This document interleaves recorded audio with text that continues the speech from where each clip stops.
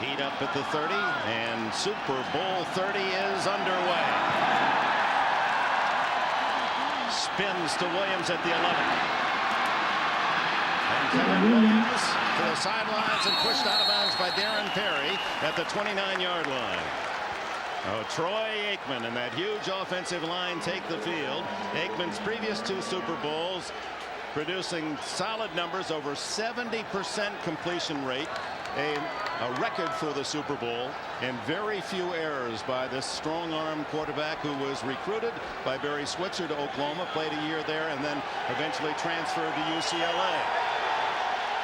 Greg Lloyd has his target set, and Kevin Green, the linebacker, outside opposite Lloyd. Emmitt Smith, a Super Bowl most valuable player, left in the backfield. And the first throw to the tight end, Novacek, incomplete. Covered by Carnell Lake. But what they were trying to do, the Cowboys were trying to put Moose Johnson out in the formation to create a hole for Jay Novacek. But Levon Kirkland saw it all the way. Carnell Lake right there, breaks on the football. Troy Aikman, if he throws it in front of Jay Novacek, could have been an interception. Lake, who moved from his safety and all-pro spot to cornerback, Rod Woodson's injury. That was when the Steelers were 3-4. Gave himself up in essence and became a part of a terrific finish by this Pittsburgh team. 2nd and 10. The quick throw to Irvin, Michael Irvin, and he's all the way to the 50-yard line. Willie Williams trips him up.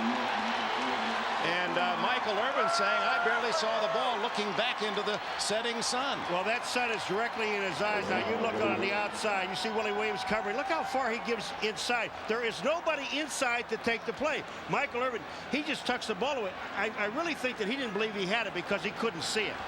20 yards on the play, and Deion Sanders makes his first appearance offensively. Split to the left. And Emmitt Smith's first carry. 5, 10. He's all the way to the 28-yard line. 23 yards for Smith. That's his longest run all year on a grass field. Well, Dick, they keep talking about the size of the Cowboy line. Watch Larry Allen come over here and create the hole for Emmitt Smith. Larry Allen, a big man, just knocks Greg Lloyd right out of the hole, and the safety, Myron Bell, is not up inside to make the tackle. Smith, who rushed for 108 yards 3 years ago and 132 yards 2 years ago in Dallas, wins. He gets the call again, and it's short yardage into the grasp of Big Joel Steve, the nose tackle of the Steelers. Well, they always talk about Greg Lloyd. He's a great run stopper. The Cowboys' philosophy is we don't care how quick and how strong you are. Our big linemen, when they hit you, you're going to move. And right there, Larry Allen, one of the best linemen in football, he hits Greg Lloyd. Greg Lloyd cannot defend himself on those type of plays. Some would argue this man who played at Sonoma State in California is the best offensive lineman in football. 2nd down and 8. Aikman to Irvin, incomplete, hit by Lake. Irvin had it for a moment at the 10-yard line.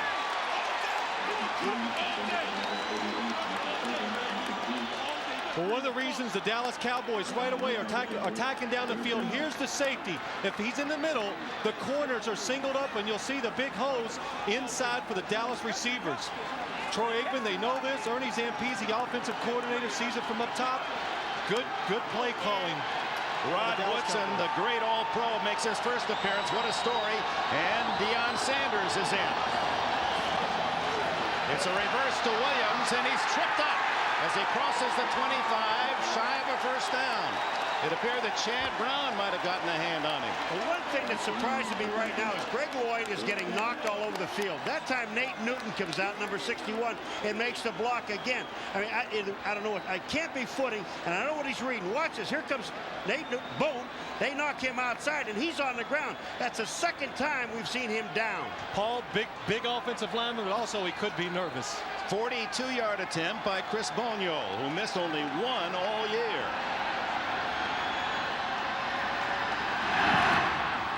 It's high enough, it's long enough, it is good. Nestled in the Buttes in Tempe, Arizona, Sun Devil Stadium.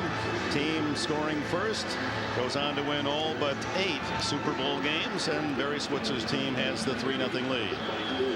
But Paul McGuire, it appeared that they're going to get more than 3 the way they started. Well, you know, and it's got to be a great big lift for Pittsburgh. Boniol, the lightest man on the field today, knocks it to Ernie Mills at the 5. Mills tripped up at the 25-yard line by David Lang.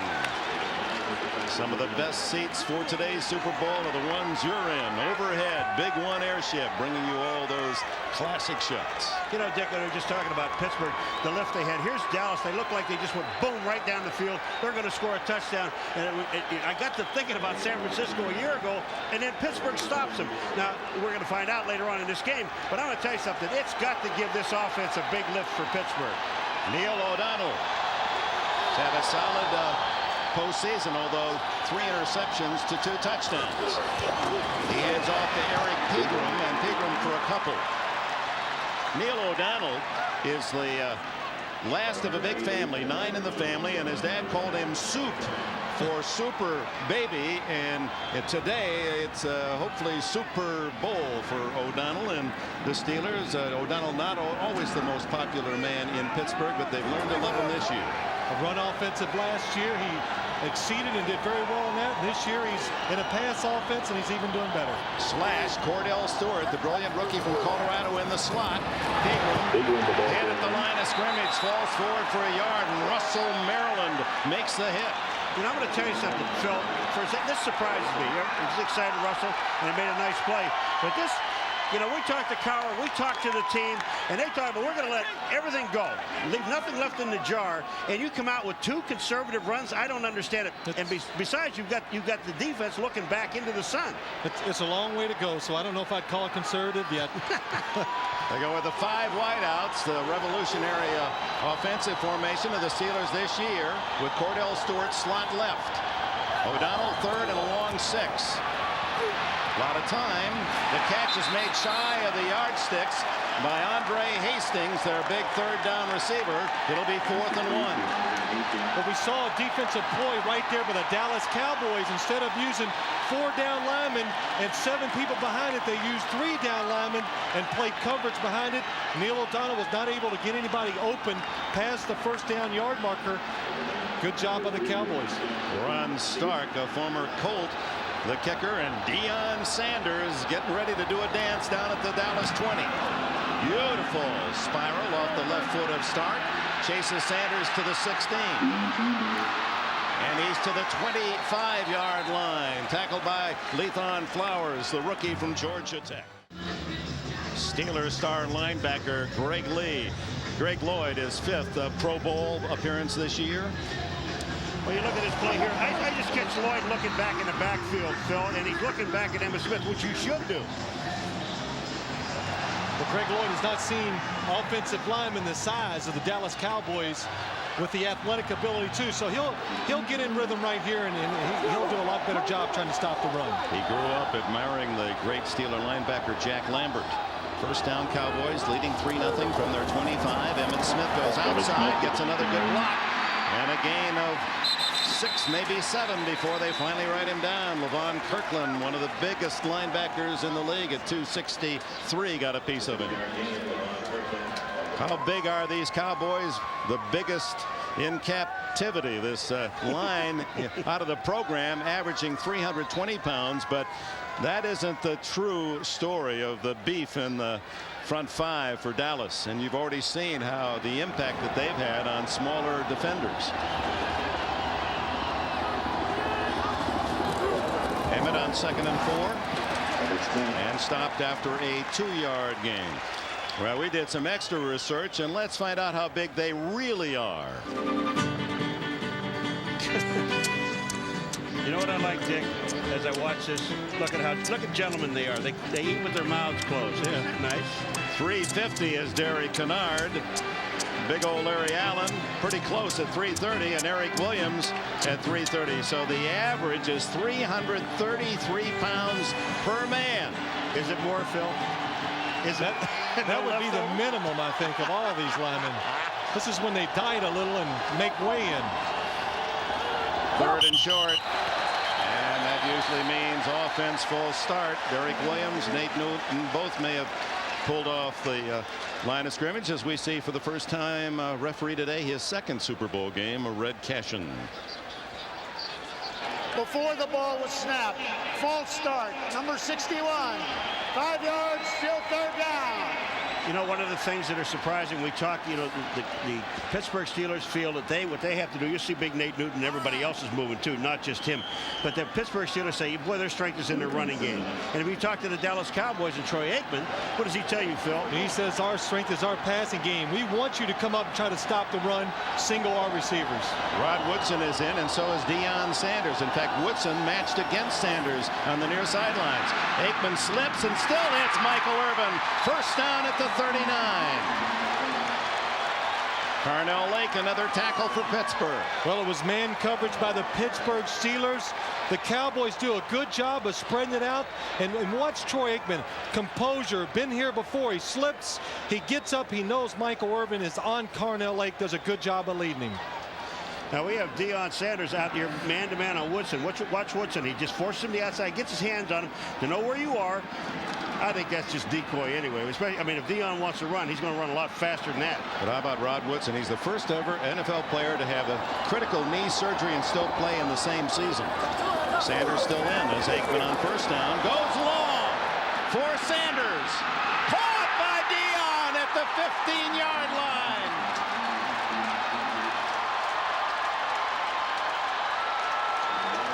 Well, Paul Willie Williams was in perfect position the whole way to make the play, but he couldn't do it. He did not time his jump or his move to the football on time. Right here, he's on the outside technique.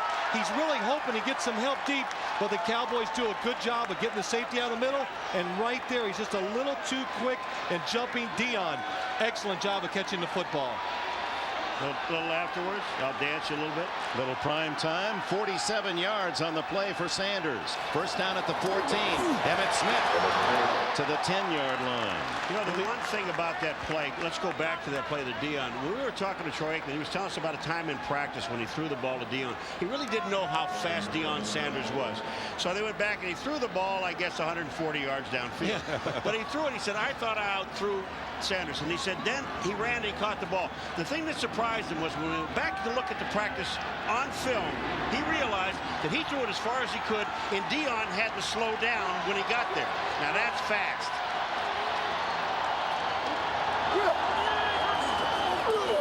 Fake to Smith. Aikman, receivers covered, and he dodges out of bounds. Ray Seals chasing Troy Aikman. And that'll be recorded as a sack. Well, 55, Paul McGuire's old number. The Cowboys inside the 20. Look at that hip movement of McGuire. Watch this, boys. Watch it, boys. Now watch it. Oh, that's not right. That ain't right. What do you mean it's not right? Because there's no way you have that much rhythm. Well, the point is the Cowboys have scored 7 touchdowns and 11 trips inside the 20. And here's a big 3rd and 9. Leading 3-0.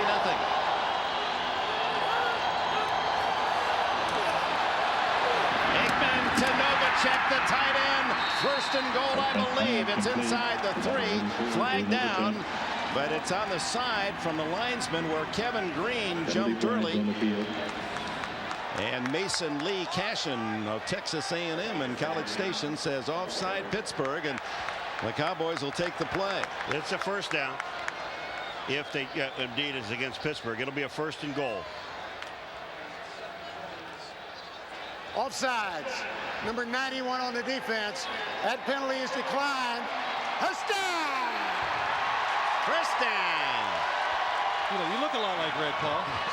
I like that when Red Cashin came into our room on Friday and Paul said, sit down. There you go. You know what was interesting the last time the Cowboys have done right in this game so far? Kind of crossing up the Steelers. They're spreading their offense out. We expected the Steelers to do that to the Cowboys, not vice versa. The interesting part of that spread out, they had Emmitt Smith spread out way to the other side, way out. And Aikman with a couple of big 3rd down plays on this drive, leading 3-0. Darrell Johnston, the blocking back, fake to Smith. Wide open, Novacek, touchdown, Dallas.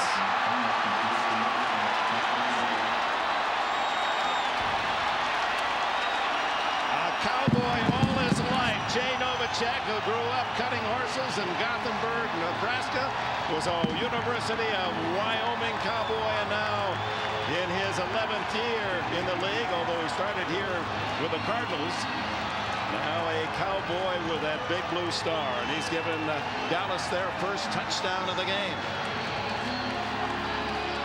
Well, it was an excellent job of the Cowboys right there faking the run and bringing Jay Novacek all the way across the formation and just caught the Steelers in a tough defense. An easy touchdown pass for Troy Aikman.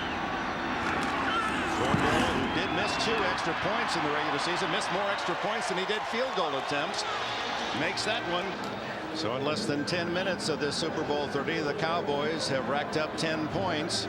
Jay Novacek completing the 75-yard drive in 8 plays, and Aikman a perfect 4 for 4 and 71 of the yards through his passes. Dion with a great catch downfield and a little dance afterwards. Boniol to kick off. Mills is deep for the Steelers. At the 9. Almost the same, tripped up at the 27-yard line. Michael Irvin and the Cowboys with a 10-0 lead. We left for commercial with Paul McGuire uttering illegal on the touchdown play, and after this first down for the Steelers, we'll go back and take another look. They go 3 wide with Cordell Stewart, slot right, and send Pegram in motion out of the backfield and throw to him incomplete. Rushing it, just throwing. Let's go back to the touchdown. All right. Let's, Kendall Watkins comes out, and he's a receiver.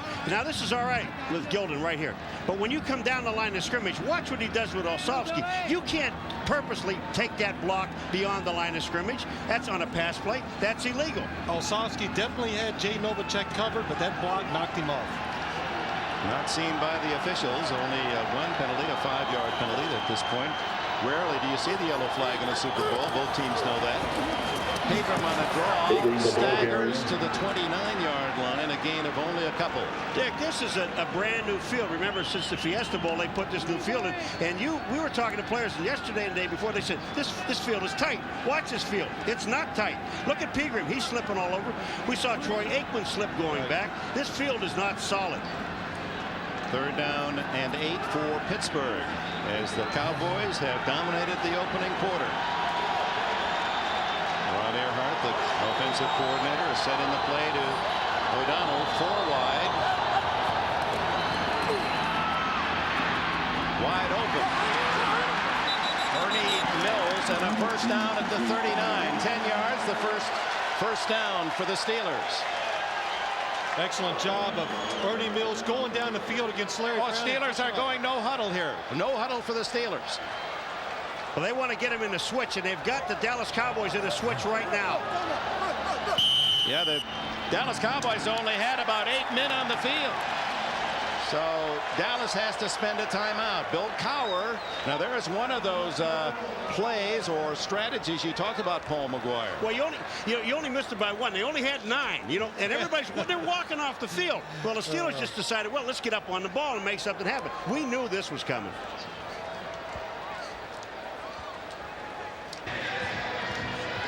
Well, the no-huddle offense the Steelers want to use to confuse them. Look here, you have 4 right there. 5, 6, 7, 8, 9 people on the football field. I like the Steelers' chances in a situation like that, but really, they want to do this no-huddle. They're down 10-0. Why do you do it? To change the tempo of the game. Get your team excited again. Get them in it somehow, and it's a good strategy by the Steelers. Well, what happened was, too, Dick, they had 6 defensive backs, so they got them in transition. They figure first down that they'll go back to their basic offense. Well, they're just walking guys off the field to get their basic defense back, and they couldn't. Bam Morris is in the game for the first time, the big 240-pound running back behind O'Donnell. From the 40, it's Morris plowing his way for 6 yards. Robert Jones and others to make the tackle. Well, it's a good job by the Steelers. They think they got to have success inside. Watch Tom Newberry come across here, a little trap, and just open up the hole for Bam Morris. Great job by Leon Searcy. Boom. Hits Robert Jones right there, and the Steelers want to run inside the tackles. They think they can push this defensive line around. 6-yard gain for Morris, who gets the call again. Tries to get outside, and Charles Haley says, no, you don't. Dixon Edwards would have makes such a great tackle, number 58, from coming inside. He's the guy that gets down below and gets the field. Watch number 58 come in. Haley goes down and closes it inside, but right behind, there's Dixon, 58, making the tackle. What a super play by the linebacker. You know, we talked to Bam the other day, and when he walked in, he's one of the guys we talked to between Dallas and Pittsburgh that I thought was truly ready to play this football game. Third down, about 3.5 as O'Donnell out of the shotgun. Mills in motion and a toss to Stewart. And battle as he may, he's brought down at the 49. It's going to be very close to a first down. Larry Brown came up from the corner, 24, to help out on the tackle. He's short. He's going to be short about a half a yard. And now we're going to, you know, here's where coaching comes in. Look at Bam. Bam Morris is saying, let's go. Give me the ball. Let's go. I don't want to come off this field. Give it to me. I want it. Well, watching the Steelers right now, the coaches, they're definitely deciding if it's short, what they're going to do right here. It's a half a yard. You've got to get to almost to the 50-yard line, and that ball is just beyond the 49. Excellent job of the defensive backs of the Dallas Cowboys right there, recognizing run and being aggressive and getting to the line of scrimmage. They're going. I'm going to tell you, you're in the Super Bowl. When we talked about no holds barred, don't leave anything in the jar, go for it. And Bill Cowher, the youngest coach ever to take a team to the Super Bowl. William Laird is just 38. Says go on 4th and a foot. William what? William Laird. His father, Laird, mother watching back in the same house where he said, I used to watch the Super Bowl with my dad in the living room. I know right where he's sitting today, watching every play. In the same chair? In the same chair. Well, remembering back the glory days of the Steelers, he said the first Super Bowl champions while he was a freshman at North Carolina State. He said, was it great to walk around and tell everyone I'm from Pittsburgh. Stewart, first down to the 49 of the Cowboys. I mean, it's just a quarterback sneak, Dick, but I'll tell you what, good patience by Cordell Stewart, seeing where the defensive tackles were and picking the right hole. Look to the right, you see Robert Jones sneaking up there. Cordell goes to the left, nobody there. Good job. You have said this all year long, and you'll see Cowher's reaction here. He knows it right now. They got it. But you said a quarterback sneak, a quarterback must have patience. First invasion of Dallas territory by the Steelers, who trail 10-0. O'Donnell going deep. Well covered was Ernie Mills. Good job of throwing it away right there. Excellent pressure by the Dallas defensive line getting on Neil O'Donnell. Had to throw it away. Tony Tolbert, perhaps the most underrated defender of the Cowboys, getting in on O'Donnell. Well, look at the defensive line right here. Watch him, Neil O'Donnell, try to avoid him as he goes back right here. Russell Maryland right there. Speed rushes him, and Tony Tolbert comes up underneath free. Puts a good lick on Neil O'Donnell. That'll loosen him up. Well, Thigpen thought he had Deion Sanders beat inside. We'll see. Mills in motion. And it's a raw inside trap play to Bam Morris, and Morris gets only a couple. Robert Jones, middle linebacker from East Carolina, with a stop. Cordell Stewart comes in. What a year for this man. Drafted as a quarterback out of the University of Colorado. He was just working as the scout team wide receiver, and all the assistants said, hey, this guy never drops a ball. Let's inject him into our offense when they were 3-4, and part of the big comeback story for Pittsburgh. Absolutely really changed the personality of the team. It enabled them to get into that 5 wide receiver set, and it just put enthusiasm, and it's one of the reasons why they turned the season around. Third down, 8. 10th play of this drive. O'Donnell drills it for a first down. Andre Hastings. I'm going to tell you one thing, and I don't care about any football game that's played. If you have time, and that's what Neil O'Donnell said, if they give me time, I can throw the football. This time, what's the time he has to throw? He sits in the pocket, gets the ball to Hastings, first down. Easy. Oh, a fumble by O'Donnell, and they no-huddle offense. They tried to come out on first down, no huddle, and it cost them big yardage. 13, the deficit on the miscue. Well, I really can't tell right here. Oh, the ball just slips out of Dermontti Dawson's hands and goes straight up. Excellent job, though, by Neil O'Donnell getting down on it. That's a kind Paul McGuire would call a fair catch. I mean, that's got to be scary. You know, you're in the biggest game of your life, and the first time you've ever been here, and you're looking as a quarterback to say, wait a minute. And then Neil O'Donnell already told us about Dermontti Dawson. He said, this guy sweats like crazy, and you can see how the ball gets away from him. What is it about centers? Derek Kennard has the same problem for Dallas. 5 wide. Spread the field. O'Donnell, good protection. Caught on the near sidelines by Corey Holiday at the 39-yard line. Holiday did not have a reception in the regular season. He's from North Carolina. Final seconds, 2 seconds show on the clock. Right there, Neil O'Donnell, you're going to see he gets good protection right there. Look at Ernie Mills just on the inside of your screen. Wide open. This 5 wide receiver set is going to give him problems somewhere into the first quarter. The favorites from Dallas lead 10-0 as we open the second quarter. Dick Enberg with Paul McGuire and Phil Simms, and the Steelers, after the miscue on the snap, are third down and about 13 at the 39 of Dallas. The butterfly's gone now. Yes, now you're finally settled down and you're into the game, and really the Steelers had a nice drive. 5 wide formation. Hastings into the backfield to pick up a blitzer.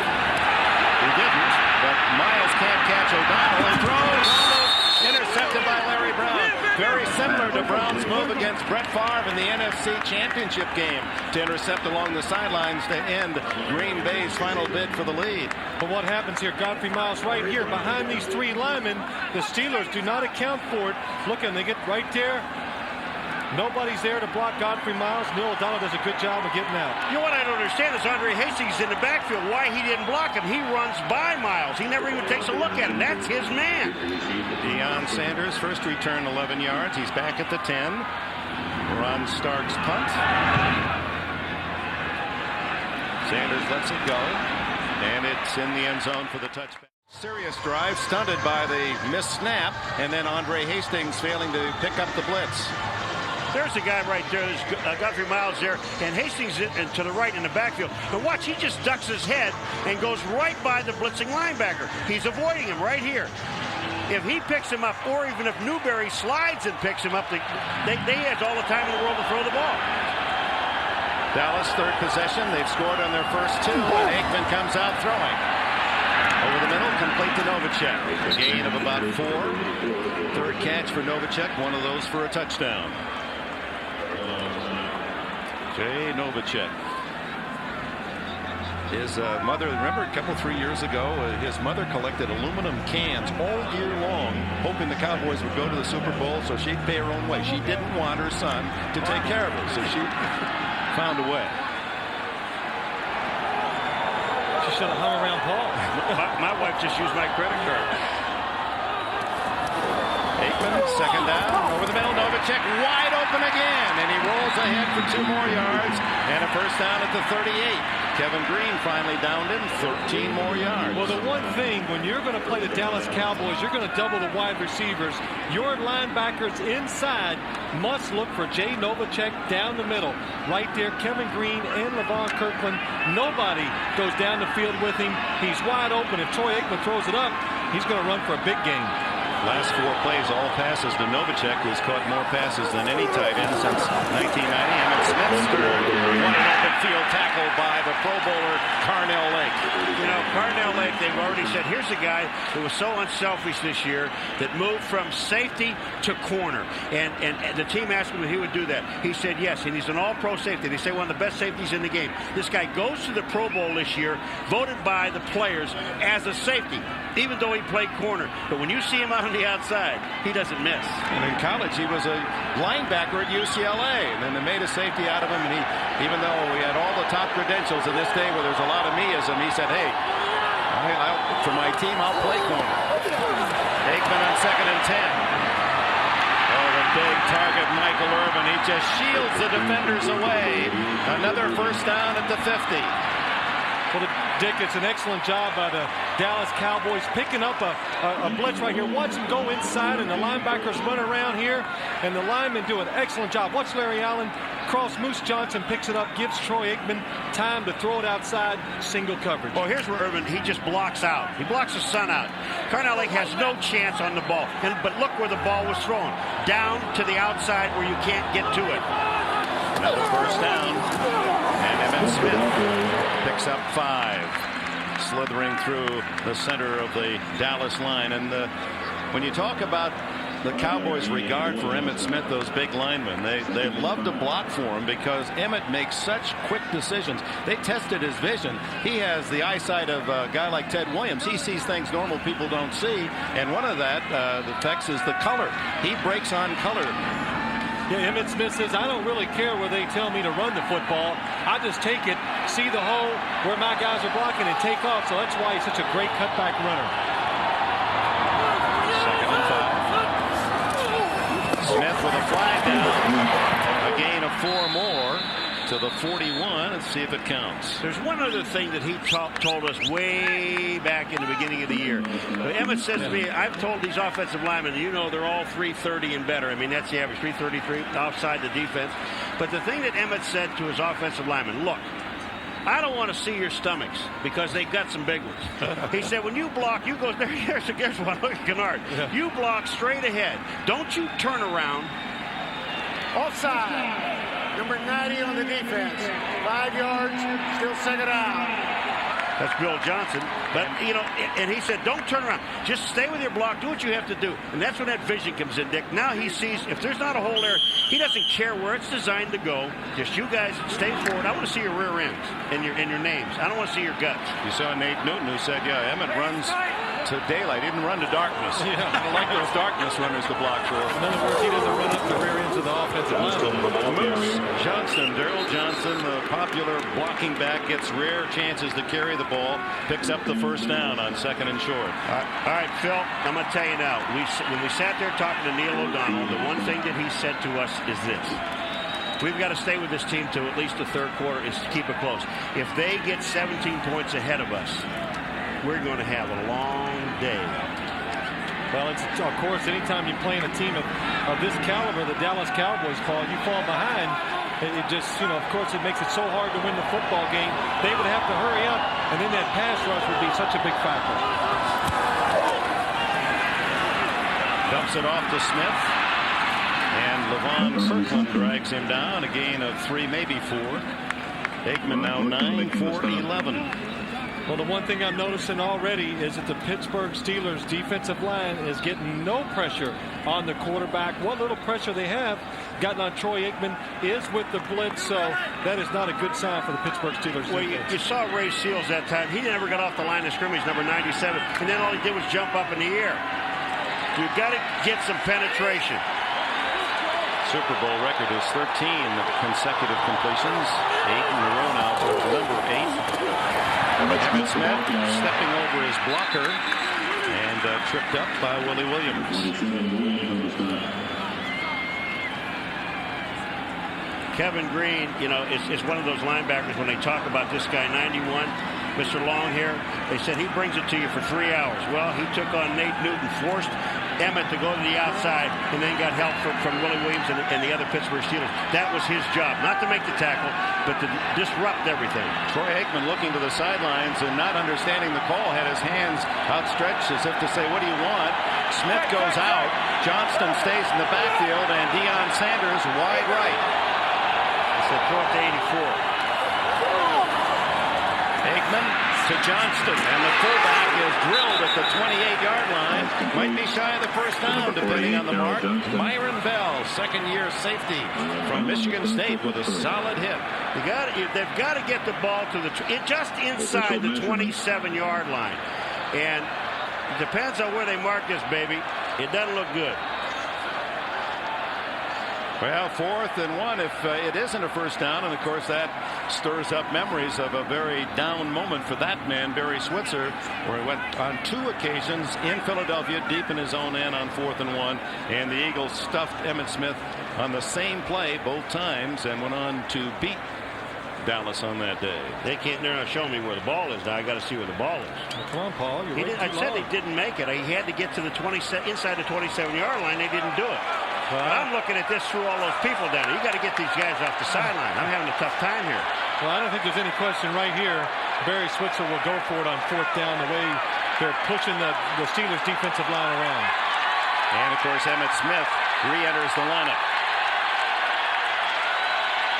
Kendall Watkins, a 200. We've already seen him blocking the end zone on the touchdown pass. He's about 280. Ron Stone over 300 pounds. They come in to bookend the line. So now we've got over a ton of beef in that white uniform Cowboys offensive line. But Dick, the difference is that Kendall was blocking on a pass play. This time it might be a run. This is where it applies. You have to have a gut check. Check those guts. Well, the Steelers certainly outweighed here on 4th down and inches. Don't forget that 65 here on this end is an eligible receiver.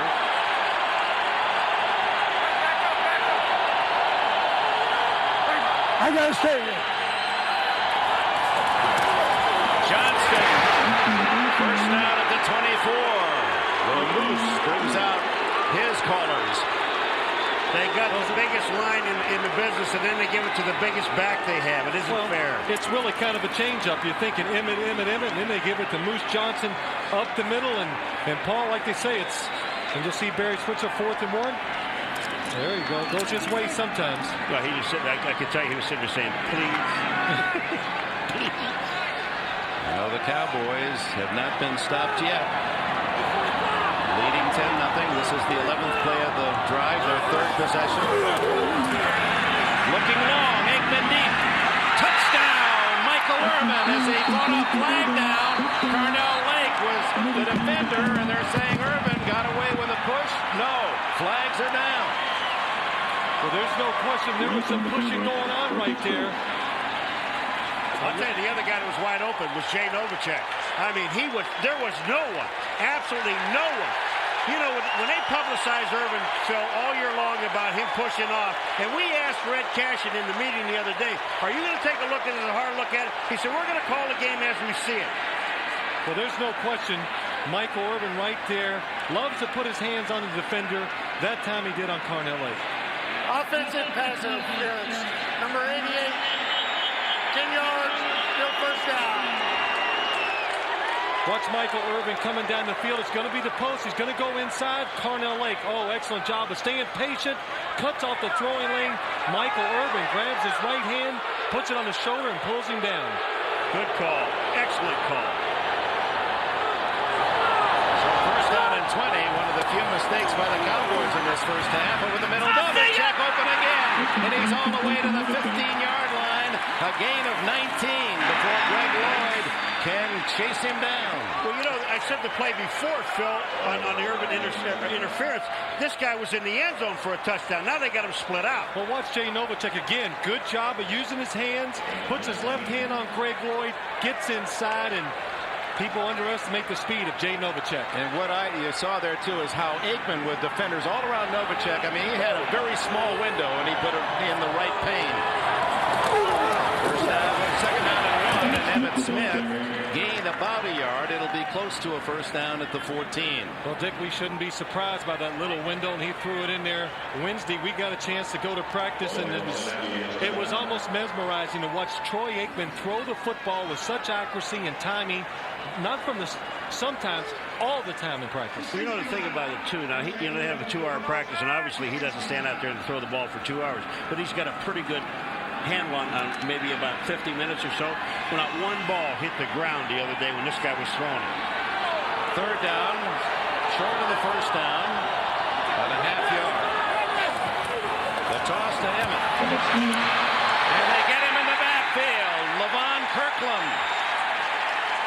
Boy, to me, I can't believe that this play was designed to go outside. I believe that it was designed to go to the inside, but they shut this thing up. Watch the pursuit and the speed of this defense. And then Levon Kirkland, probably the biggest linebacker maybe in all of professional football, about 263 pounds, gets there. Boniel comes in for the field goal try out of Novacek's hold. It'll be a 35-yard attempt.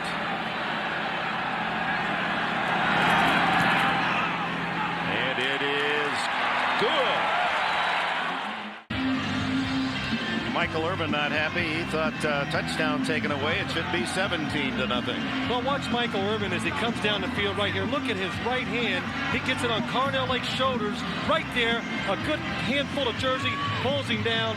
That's the reason he was able to catch the touchdown.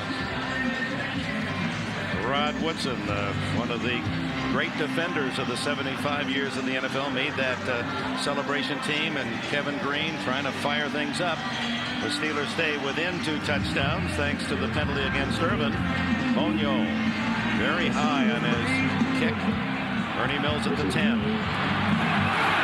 Mills spins out across the 30-yard line to the 32, where Brock Marion makes the stop. Productive first half, but not as good as the Cowboys wanted. A couple of field goals and a touchdown out of their 3 possessions. And flying above Sun Devil Stadium this evening is the Bud 1 airship. Dick, this Bud for you.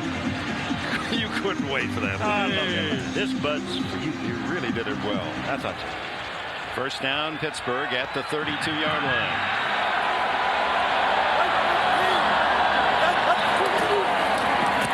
Good protection for O'Donnell. Over the middle, incomplete. Thrown behind Yancey Thigpen. Thigpen, the leading receiver for the Steelers this year, set a record for a season with 85 catches. That went a little behind him. Well, we've set up here, and of course we have a good view, but one thing we've said already, Neil O'Donnell is getting a little time, and the receivers are open down the field. Right there, nobody is really around Yancey Thigpen, but Neil O'Donnell throws it just a little bit too far behind him. 2 tight ends, Jonathan Hayes and Mark Bruner, bookend. Bruner in motion. Sam Morris. The ball carrier. That one was in trouble from the handoff. O'Donnell barely got out of the way. I mean, you go first down, you throw, and you don't get anything. And then you run that play with 2 tight ends, so they're waiting on run, and you don't get anything. I mean, this offense has got to take some slack from the defense and give these guys a rest. Steelers have scored in the second quarter all season long. It's been a good period for them, including the playoffs. They've not been shut out in the second quarter, and we have only 5 minutes plus remaining today. And a 3rd and 11. Blitz. O'Donnell incomplete through the hands of Andre Hastings. Guess who's covering downfield? A guy we haven't mentioned all day long, Leon Lett. They have a blitz. Leon Lett is the tackle, probably the biggest defensive lineman they have, and he's downfield making some coverage. Well, Paul, look what happens. Here's Leon Lett. He's going to drop back. Watch the blitz from the top. Looking for some to Neil O'Donnell's right. He gets back there. Not a factor, but they still got pressure on Neil O'Donnell. 3 and out for the Steelers, and Ron Stark to kick off the side of his foot. Deion Sanders lets it bounce. A good Pittsburgh roll, and covered by Leaf and Flowers. And the Cowboys touch the ball. Let's see if the Steelers are ruled the possession. It appeared to touch a Cowboy leg. Dick, it does, but I'm going to tell you what happens. They knock the player into the ball. And it is Dallas's ball. They ruled Cowboys ball. It was touched, but apparently on a push by a Steeler. Coming downfield. Now watch number 23. He's going to get knocked from behind. They don't see if it hits him or not. Gilden is the guy that hit him, number 92. Watch this. Does he hit? Does he get hit? Here's Gilden. No, that's Bill hitting. 40. Even if Robert Bailey had unintentionally touched that ball, he was blocked into it, and rules state that then the receiving team does maintain possession. And so it is from the 14 after the 55-yard punt by Stark. Aikman with plenty of time, under 5 minutes remaining in this first half. Incomplete off Darrell Johnston. Let's go back to the punt. Right here, you're going to see, right here's Robert Bailey, and watch Myron Bell come up and hit him in the back. But it looked like call. Yeah, it looks like he touches the ball, but I don't know. He might have, the back of his legs might have touched that football right there, but it would not matter. It still would go to the receiving team. I mean, Aikman again. Look at this field. It's supposed to be so tight, and here's Aikman slipping down again. It's unbelievable. This field, we thought it was a lot better. That ends a string of 10 straight completions for Aikman. Now Emmett Smith, and he's dropped for a loss in the backfield. Greg Lloyd announces his presence. Emmett's still down, and Emmitt Smith is hurt. Lloyd hit him while he's up limping. Here comes Lloyd down. Watch this. You talk about sacrifice your body. He goes underneath the block and gets Emmitt. Something I've noticed already. Greg Lloyd, when these big linemen are pulling out now, he is deciding to take his side, so that way he won't have to take them on because he cannot win that battle. Very smart. Good smart, that's right. Third and a long 10. Deion Sanders to the left, 3 receivers to the right. Novacek has been the man in this situation. Aikman over the middle, incomplete, knocked down by Chris Oldham. And Irvin was breaking into clear had Oldham not gotten the left paw in the way. Boy, you know, they're showing an awful lot of confidence in Rod Woodson. They're lining him up on Deion Sanders and letting him play 1-on-1, so they have the confidence. Here it comes. Well, it's an excellent job. Look at Troy Aikman right there. Really never sees Chris Oldham. If that ball would have been down, Chris Oldham would have picked that off and probably scored a touchdown. Right hand knocks it away, and for the first time, the Cowboys 3 and out. Andre Hastings at the 42 of Pittsburgh. First punt for John Jett. And he sends up beauty. Perfect spiral. Hastings at the 35. That's 2 blocks, 3. Runs into his own man. And down he goes near the 50-yard line. Wooly Williams actually made the hit on Andre Hastings. Well, he was blocking Dale Hellestray, number 70 for Dallas, and they ran into each other. No flags on the return, and Pittsburgh, well, we'll start from the 46-yard line. Dick, they got to light it up. They've got to do something now, Phil. One of those special plays that they have in that jar that he says we're going to empty it, they better start emptying the jar now. 3 minutes, 52 seconds remain in the opening half. 13-0 Dallas. Thick pen, but wide and outside was O'Donnell. Well, it was a good play call right there by the Pittsburgh Steelers and Ron Earhart, the offensive coordinator. Neil O'Donnell, the receiver's wide open. He's a little too careful with the football. Threw it outside. The receiver's not able to make the adjustment. I mean, he just about open. That was an 8-yard completion and would have ended up close to a first down, if not get it. O'Donnell, who played at Maryland, recruited there by Bobby Ross. The Charger coach is 4 for 10 in this opening half. The Texan breaks down, and Charles Haley has his first sack today. Let me just say one thing before you describe all this stuff, Phil. The reason this sack comes because of the great coverage downfield. This is a coverage sack. Haley gets credit for it, but look what happens here. There's a lot of time back in the backfield. Well, John Jackson right there really had him in good position. John Jackson did not expect Neil O'Donnell to be so deep in your right paw. The coverage downfield was excellent. Neil O'Donnell retreats a little right into the hands of Charles Haley. Haley shooting for his 5th Super Bowl ring. 2 of the 49ers, 2 of the Cowboys. His parents seeing their first Super Bowl game from Glass, Virginia. 3rd and 20 for O'Donnell. Underneath he goes to Hastings with some running room, and Hastings fights close to a first down. He's at the 44. It appears he's just shy. It's 4-down territory. You've got 3 minutes to go. You've got to score. You've got to at least get on the board. They've got about a half a yard for a first down. You have to get inside the 44-yard line. They are not inside. It's going to be short about a half a yard, and that's about it. Well, you talk about run after the catch, Phil Simms. Hastings was really determined to get to the sticks. He was, Dick, and that was a good job by Neil O'Donnell. Staying patient. Andre Hastings was actually in the backfield that time, released underneath, and just caught that ball running full speed. Half yard. 3rd down. 4th down. 4th and inches. Here's Hastings' effort. Well, Andre Hastings is going to make sure that if they do blitz, he's going to be in the backfield to catch. But look at him right here. Watch him sneak through there. Cowboys are thinking it's going to be down the field. He catches that ball, and he is full speed right there. Here's Deion Sanders coming up trying to make the tackle. Hey, Mike Ditka, are you watching? Oh, that'll take a little luster off the neon. Yeah, that will. I wonder if Ditka was watching that play. This is the second 4th down where Pittsburgh has gone for it. They used Cordell Stewart on a sneak for a first down, and he's under center again. Go right, Cordell, go right. He does. First down, Pittsburgh. Well, the whole big opening is on the right-hand side. Cordell Stewart, he has brought so much to this Pittsburgh team. That's why the nickname Slash, quarterback slash receiver. And in this computer age, you can punch up some pretty impressive numbers for Slash. As a quarterback, he's 5 for 7. As a running back, average 5.7 and 14 catches. And he's even punted once for 41 yards. O'Donnell going long for Thigpen. Incomplete. Now, I'll tell you what, here's where you can have some offensive pass interference on Thigpen. And that's what Dion is talking about. Thigpen this time was pushing off on the way down the field. I tell you what, Paul, if you want to throw the football down the field on Deion Sanders and these type of routes, watch here. Yancey Thigpen's going to release outside.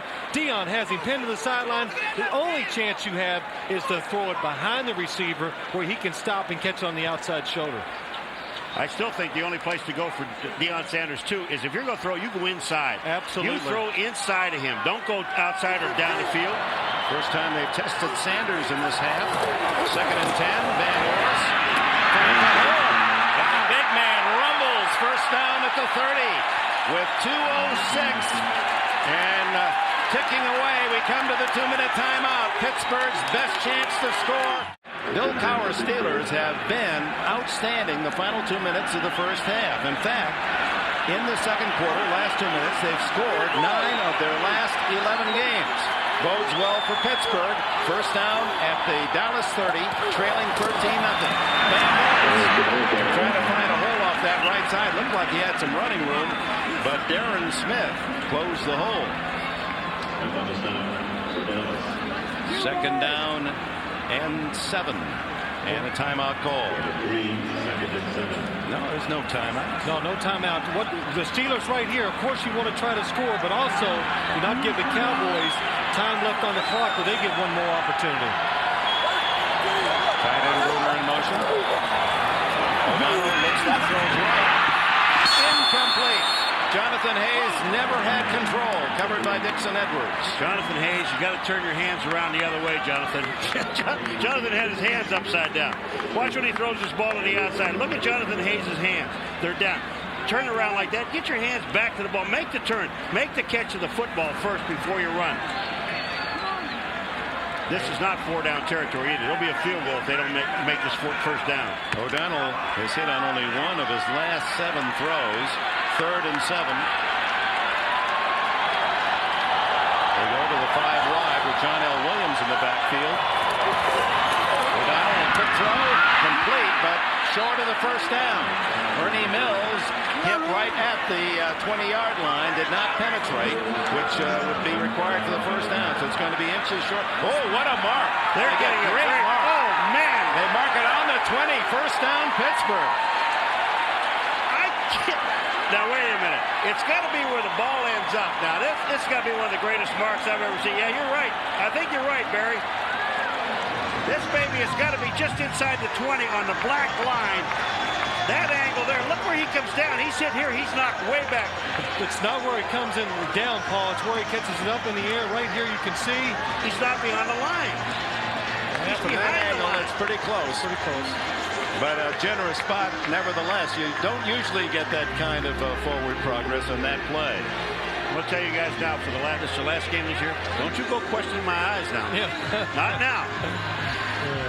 Well, it's a first down for the Steelers with a timeout and 1:05 left in this first half. And it's very apparent, even for those who don't watch a lot of football and come around at Super Bowl time, that with the recent records of the NFC domination over the AFC and the Cowboys scoring on their first 3 possessions, and it looked as if at times they might run away, that a Steeler touchdown here could make this an interesting Sunday. But if they fail to score, then perhaps we're off to another disappointing Super Bowl experience. That is the encouraging encouraging statistic for Steeler fans. First down and 10. Charles Haley almost went into the Pittsburgh huddle to say something to John Jackson. I don't know what he said, but he's lined up on him. Cordell slotted left. Short in motion. O'Donnell is sacked by Chad Hennings. Hennings, a two-time GTE Academic All-America from the Air Force Academy, the 288-pound former pilot in the Persian Gulf crisis. There was a little confusion, I think, inside. Right, well, Chad Hennings, all he does is just throw Tom Newberry to the side and get straight to the quarterback. Neil O'Donnell's got to be ready. Short drop. If it breaks free, the defensive lineman, throw it away. Joe Palooka type from Elberton, Iowa. Population 150. Second down underneath the Hastings, tackled immediately. Good coverage from Robert Bailey, a former Ram. Well, what you do here, the first thing you want to make sure, give yourself a chance to kick this field goal. The Steelers will use a timeout here with the ball just outside the 23-yard line. Not only is NBC producing worldwide coverage of the Super Bowl today, we're also producing coverage of the World Wide Web. First time ever, enhance your Super Bowl experience by going online. Go interactive on this Super Bowl Sunday with Randy Cross, Jeff Hostetler. They've got Super Bowl experience. Gil Brandt, the former recruiter for the Dallas Cowboys, talent scout. It's the best online source for all of your Super Bowl action. It can only be found at superbowl.com on the World Wide Web and on the Microsoft Network. So third down and 14 is the call. The Steelers are in field goal range. And Phil Singer say here you play it fairly conservatively. Well, I think you do. Really, Dick, I know, of course, Ron Earhart, the offensive coordinator, right here is a time where he likes to take a little shot into the end zone, spread the field, send one of the receivers down a seam, and try to get the big play for the touchdown right here. Or if you don't, just kick the field. All right, Phil, you've been watching 5 wide. In this 5 wide set so far, who is usually open? Everybody? Somebody. Well, somebody has been open every play, and it's usually inside. So here we have the 5 wide receiver set. With the Stewart, the nearest receiver on the right side. O'Donnell has to hurry to the end zone. No, short but caught. What a catch by Ernie Mills. Mills, who made the brilliant reception at the end of the AFC Championship game against the Colts. And the Steelers spend their final timeout. A 17-yard play, and what a catch by this young man who played with Emmitt Smith at the University of Florida. And you're right, you said someone's going to be wide open, and he was wide open. There's Ernie Mills going to come across, wants to clear out right here. Inside is where people have been coming open most of the day. Ernie Mills cuts inside. What a catch, going up high, knowing he was going to get hit when the ball was delivered to him. Scott Case, the defender. Oh, he gets nailed by Scott Case, but watch this catch. That ball is bobbled in the air, and he still has enough to hold on to the football. They pick up the first down. The only problem is they're running out of time. They only have 17 seconds, and they have no more timeouts. Ball at the 6-yard line. Well, with the pass, you 2 passes into the end zone, and if you don't make it, the field goal. I think right here, Dick, quick passes, you have 3. But the thing about it is, Phil, is you've got to make sure that guy you're throwing to is not in a crowd. You've got to throw that baby, I would think, to the outside more so than the inside. They stay with the 5 wide.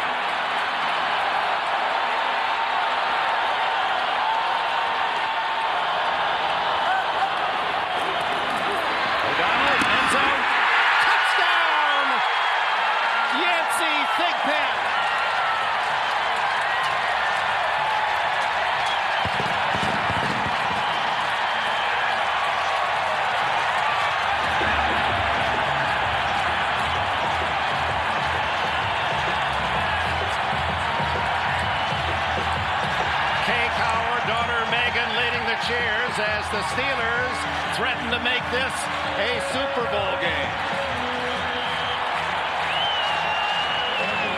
Neil O'Donnell just did an excellent job of standing in there, having a little patience, and really throwing the ball in the only spot it could have been for the completion and the touchdown. Norm Johnson adds the extra point. 13-7 Dallas. One thing about it, I said earlier, and I think everybody knows that, if you're going to beat Deion Sanders, you beat him to the inside. You don't try to beat him outside or deep. This is where Neil O'Donnell threw this ball. That's right. Here, let's look up top. Here's Yancey Thigpen going to run inside. Watch Deion Sanders. He's hoping for some help in the inside, but Neil O'Donnell just throws it before the help can get there. I mean, that's just a perfect throw. You depend on a guy on the outside, and Neil O'Donnell knows that. And you got to know that you can throw the ball inside on Deion Sanders. That time, Thigpen went in. Sanders couldn't stay with him, and here it is. Watch how quick this ball is delivered inside. Even Deion is sitting inside, and he beats him.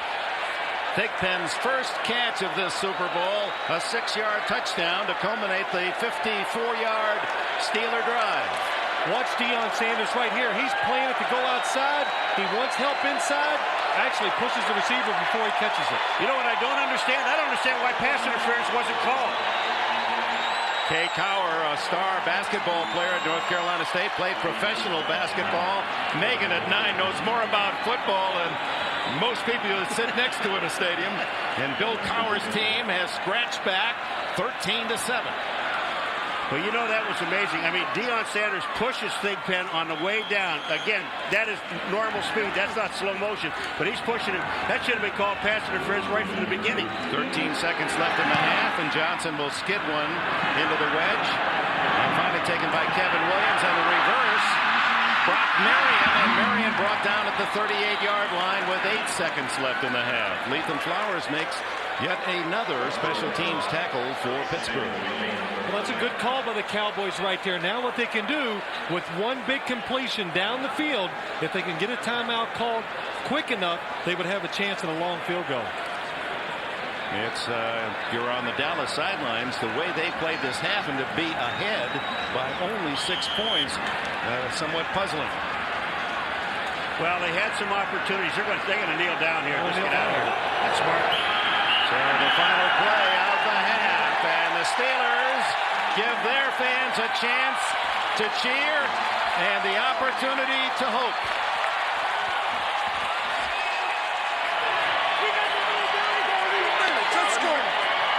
At the intermission, Dallas 13, Pittsburgh 7.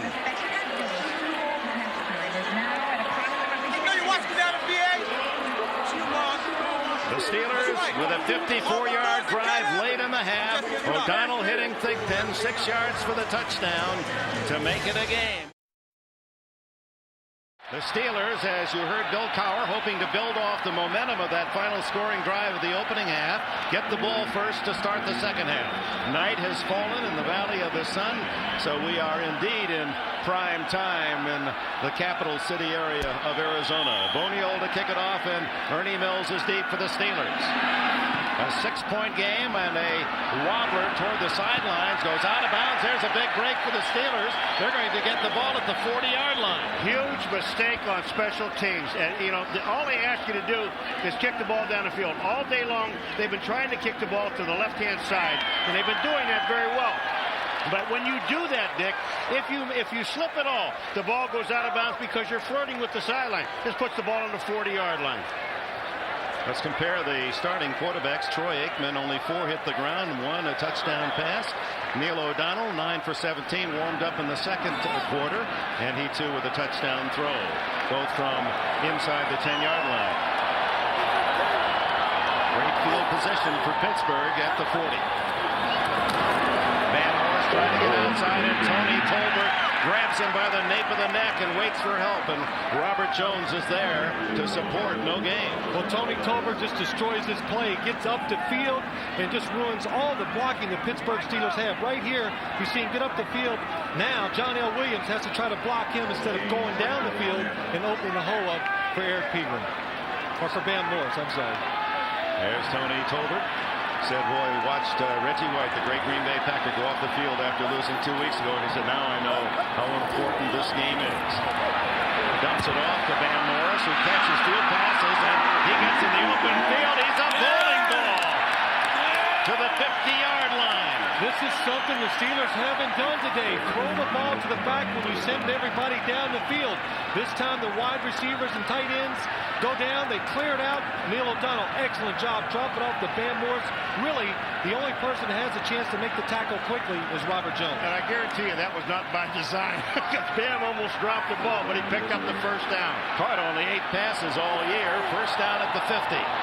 That's the first completion to someone other than a wide receiver. Morris, big hole, left side. Look at him run over tacklers. Still on his feet to the 35. Oh, my.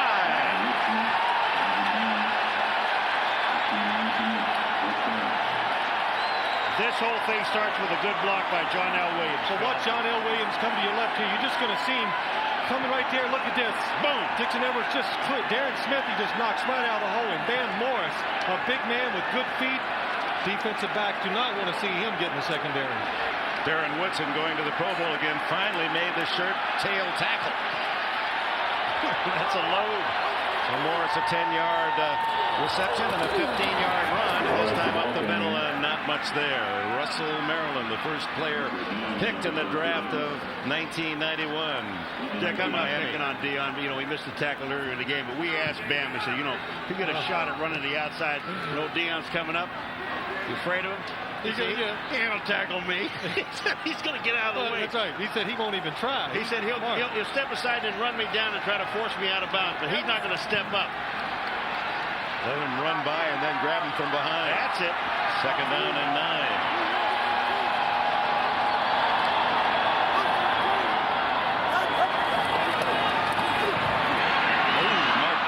Looking for the pass at the 25-yard line. The ball was by him before he had a wink at it.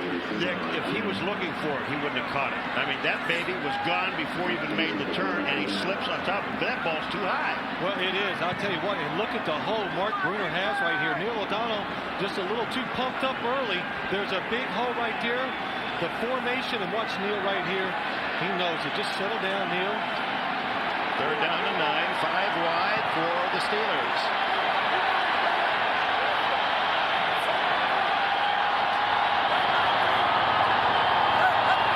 They're coming. The quick throw, incomplete to Andre Hastings, and what a hit by Scott Case. Scott Case takes a shot here. He's waiting for Andre Hastings to go across the middle of the field, and when he does, he's waiting. Well, it's a good job. The Cowboys come on a blitz inside. You're going to see both of these people come. The Steelers cannot pick it up. Scott Case knows that Neil O'Donnell has to get rid of the ball quickly. Does a good job of reading it. It would be about a 51-yard field goal, so Bill Cowher, not wanting to sacrifice field position, brings in Stark, hoping he can drop it inside the 10. Deion waits. Just a little number that Deion says let go, and it turns out to be another very short kick. Cowher kick out of bounds with that kind of punt. Your former punter Paul McGuire, he didn't give his men downfield a chance. Dick, you aim for about the 5 or 10 yard line, and you pick up that yardage. That's 10 more yards they have to go. You don't kick the ball in the end zone. That is dumb. First down, Dallas. They stopped Pittsburgh on the first drive of the second half, leading 13-7. Cowboys have it Smith. Brought down in the backfield by Kevin Green and Greg Lloyd. Jim Gray is with us on the sidelines. All right, thanks, Dick. Well, Emmitt Smith twisted his knee toward the end of the first half. He acknowledged he twisted his knee, said he went in at halftime. It does hurt him a little bit, but he says basically he's okay, should be able to fulfill here in the second half. Also, a lot of the Cowboys changed their shoes, according to Barry Switzer, because just like that last play, they're slipping a lot. Dick? All right, thanks, Jim. A loss of a yard, second and 11.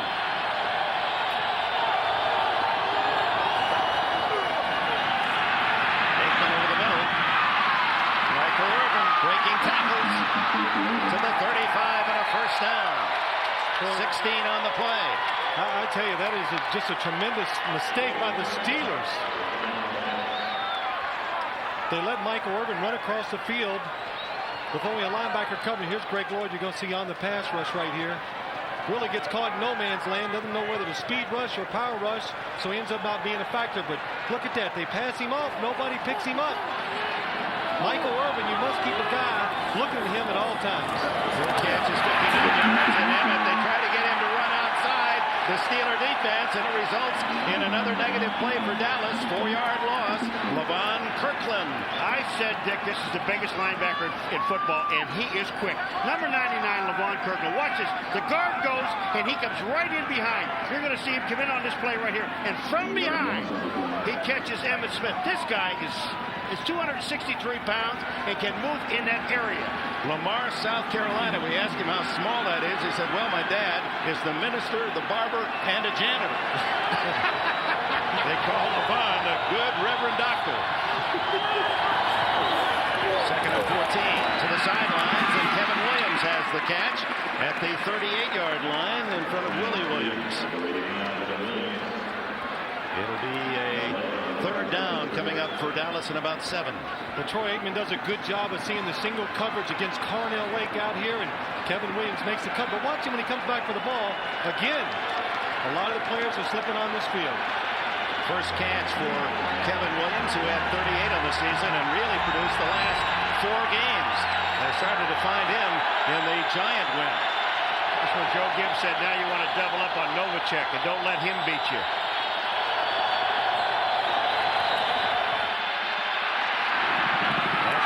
Short, it bounces to Michael Irvin, and Aikman hit as he throws as Kevin Green was in his chest. Well, that time the Steelers just did an excellent job down the field. Watch the receivers right here. They're both people all over them. The good thing they do, look up top in the slot. They got 2 defenders looking at the receiver. Excellent job outside by Willie Williams. So John Jett, who was forced to punt only once in the first half, in, and Andre Hastings back at the 20. Short kick, Wadler. Hastings lets it bounce, and it takes a Pittsburgh bounce, well covered downfield by Godfrey Miles. The lights are on in Phoenix. What superb hosts the residents of the Valley have been for us. And tonight, eye in the sky coverage courtesy of the Bud One airship. And Phil, this Bud is for you. Well, thank you, Paul. That's awful nice. It's about time you gave me something. That was a short punt for the Cowboys' John Jett of 26 yards. So the Steelers start at their 36. Playing 500 ball, Neil O'Donnell, 10 for 20. Pegram breaks it to Larry Pegram. Gets something out of a tough situation. A gain of about 3 to the 39. Leon Lett makes the tackle. You know, I don't understand. I really don't. Why aren't they in 4 and 5 wide? Well, right here, you're going to see the blitz by the Dallas Cowboys. And what they're blitzing for, they just want to stop the first down run. They suffered the last series. Pittsburgh did a good job. This time, blitz stopped that first down run and worked. Yeah, but when they're completing 9 out of 11 when you're 4 and 5 wide, don't they see that at halftime? Don't they get those stats and understand that this is where they have to be? Cordell Stewart enters the game, slot left. And he takes the handoff from O'Donnell. Is he going to throw? He wants to. Nobody open. So he runs it. And bumped out of bounds at the 47. Close. He does have a first down.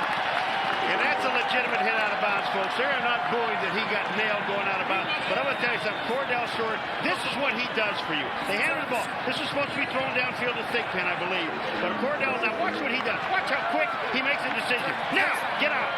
Excellent job by John L. Williams staying with the block and giving him a chance to go down the field. And right there, it's a legal hit inbound. Scott Case makes the hit.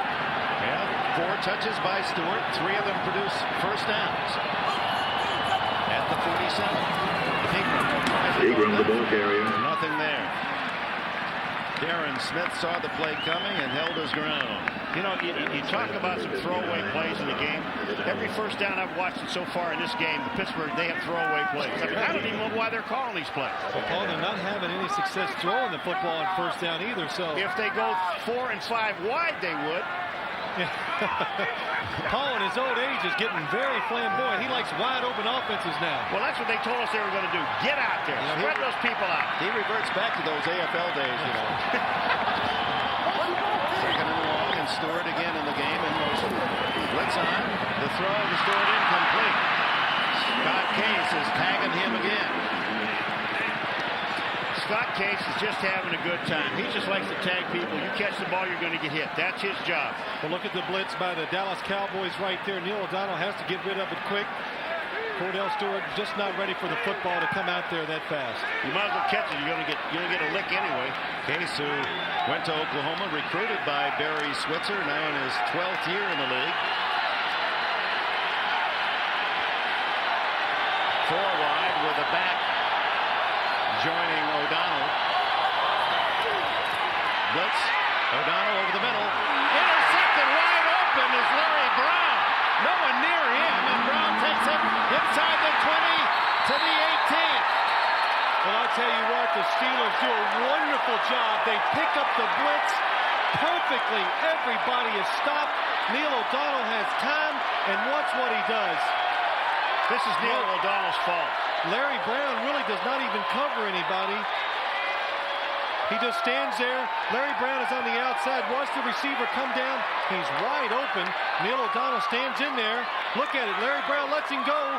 And Neil O'Donnell panics in the pocket, thinks he's going to get hit, and that's one of the reasons why the ball gets away from him. Look at the time he has to throw the ball. And you're talking about the offensive line just did a magnificent job of picking up the blitz, and then O'Donnell throws the ball away. You could see O'Donnell throwing while falling back, and the pass was high.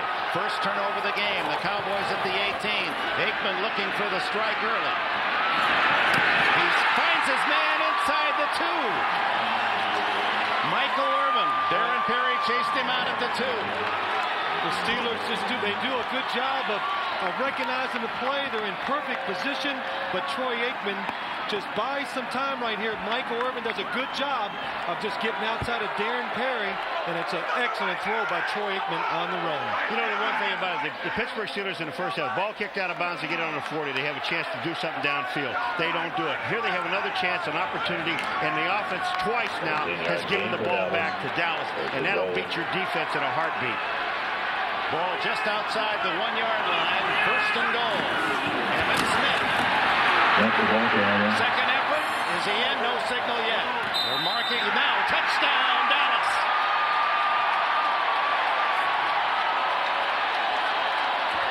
Emmitt Smith, 117th career touchdown. 100 in the regular season.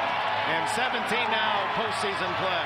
All right, here comes Emmitt Smith. Now, this is all power. You're 2 yards out. You've got that big offensive line. Emmitt is stopped here. His continuous effort. Look, he is turned back by Carnell Lake. And then he moves in here. He's down. That is not a touchdown.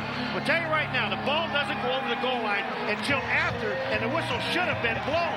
Michael Irvin said, hey, I should have had the touchdown. You saw the pregame show. They got a little wager going. Whoever gets the most touchdowns in this game wins a sizable wager. Try for a point. And Boniol knocks it through. 20-7. Costly error by O'Donnell and an expensive souvenir for someone. Emmitt Smith, that one goes into the storage with 117 others, and he's only 26 years old. 4th career Super Bowl touchdown to tie the record. Oh, what a costly throw by O'Donnell. Boniol. That's down the middle. Good and high, and Mills up the 8. Returns to the 26 and flags all over. That's usually against the returning team.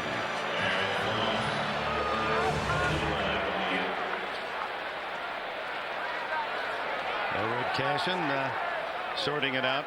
Flags in 2 different spots. And holding against Pittsburgh.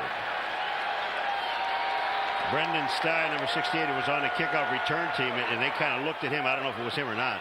During the return, holding number 54 by the receivers, 10 yards, first down and 10. That's a timeout. Dante Jones guilty of the error. You're watching the Super Bowl on NBC. What's going through Greg Lloyd's mind? Phil Simms so close. The Steelers seem to have momentum. Then one big play. Well, Dick, they did have momentum. Everything was kind of going their way. And the Cowboys blitz. The Steelers do an awesome job of picking it up, but they make the big mistake. Neal overthrows the receiver to Larry Brown.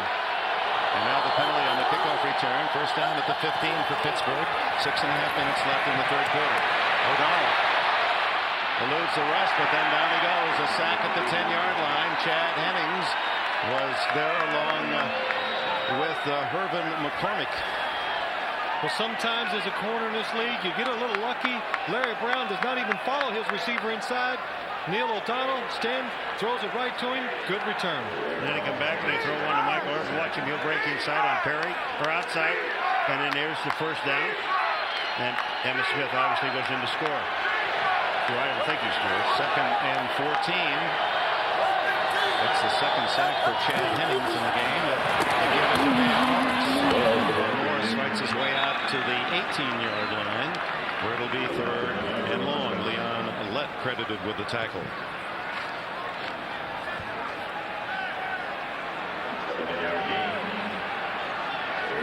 They didn't get part of this game plan from the Kansas City Chiefs, did they? No, I don't think so, Paul. I'm telling you, it's mind-boggling. 3rd down, 8. 4 wide.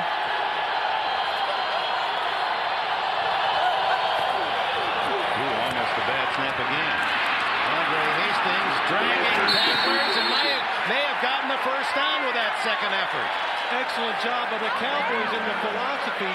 Blitz them, making throws to the hot receiver out in the flat. In other words, Steelers cannot pick it up. You'll see the blitz coming. Neil O'Donnell does a good job of getting rid of it. Make the tackle, no first down.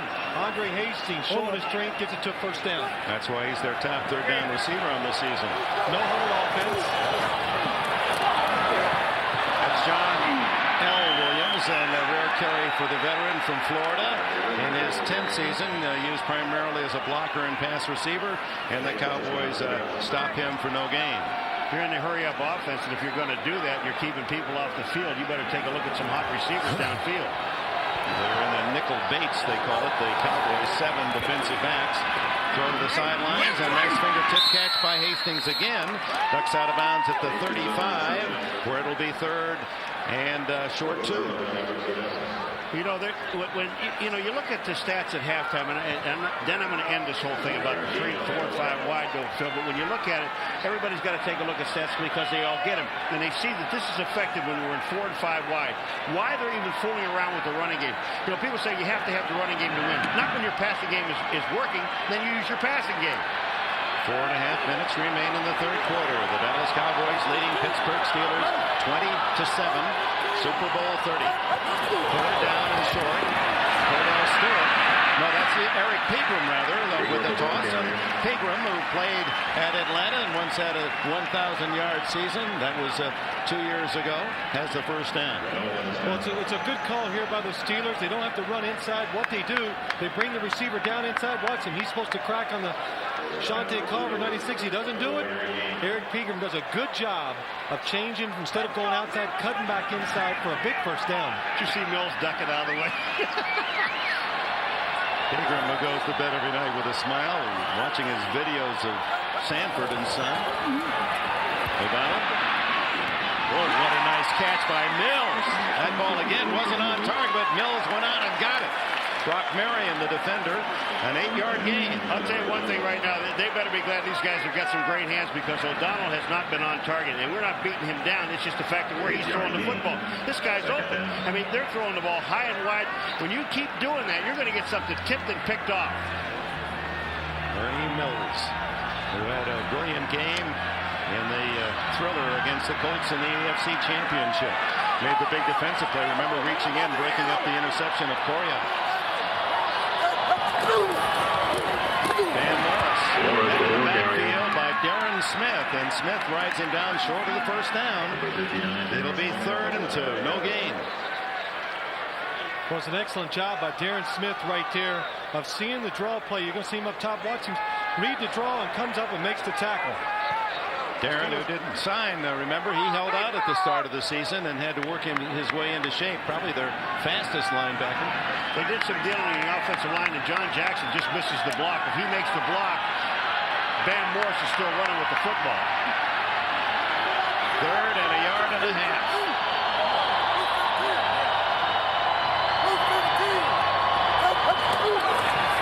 Morris tries the left side, and he is stuffed.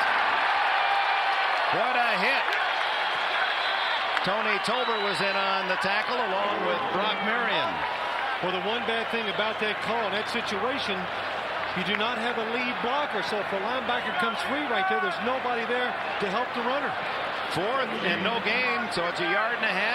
And Bill Cowher is going to gamble and go for it here with less than 2 minutes remaining in the 3rd. You know why he's going for it? Because his defense is playing very well. His offense, they're struggling. They need a lift. He knows his defense is solid now. What do you go for here? And Morris, not a chance. Not a chance. The Cowboys take over on downs. You know, Phil, you made one of the great points just a moment ago. If you're going to run that guy up in there, you better have a lead blocker that can block somebody. When you have only one guy in the backfield and you're going to run the football, they know that he is the only guy that can get the football. Here's that 4th down play after they were 2nd and 2, 3rd and 2, 4th and 2. Well, look at this, Dick. You got 4 linemen, 4 people right here, all inside the tackle box. There's really no chance for Pittsburgh to pick up this 1st down. You can see right there, everybody collapses inside, nowhere to run. So over on downs, Dallas has it at the 47 of Pittsburgh. And Emmitt Smith breaking tackles.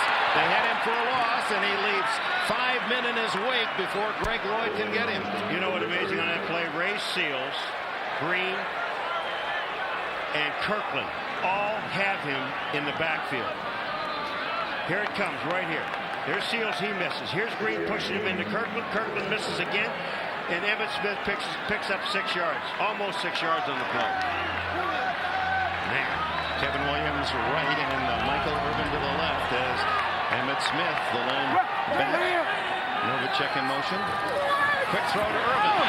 Almost intercepted. Greg Lloyd. Excellent job by Greg Lloyd. He sees the quick drop by Troy Aikman. He stands right there and just looks for the quick throw. Watch him. He sees the quick drop, jumps up. Almost has it in both hands. Is that an athletic move or what? I mean, that ball, he's just reading Troy Aikman perfectly. Look at that, hits him right in the hands.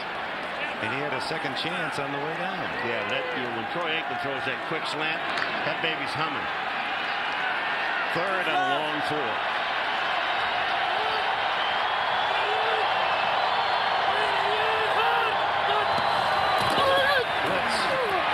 Aikman knocked away by Rod Woodson as he defended Michael Irvin. So Rod Woodson, many thought he'd never play this year, and he worked and worked after that knee surgery after the 1st game of the season, and he made one of those typical great corner plays of his. Well, look at Rod Woodson right here. He's single coverage on the outside by Michael Irvin.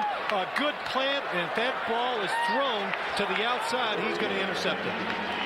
So on 4th down, John Jett pointing to his knee. Punt. Andre Hastings at the 10-yard line.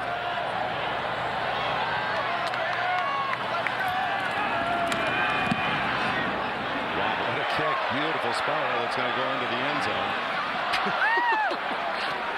21 net. Pittsburgh will start at the 20-yard line. Well, as the National Football League climaxes in this Super Bowl 30.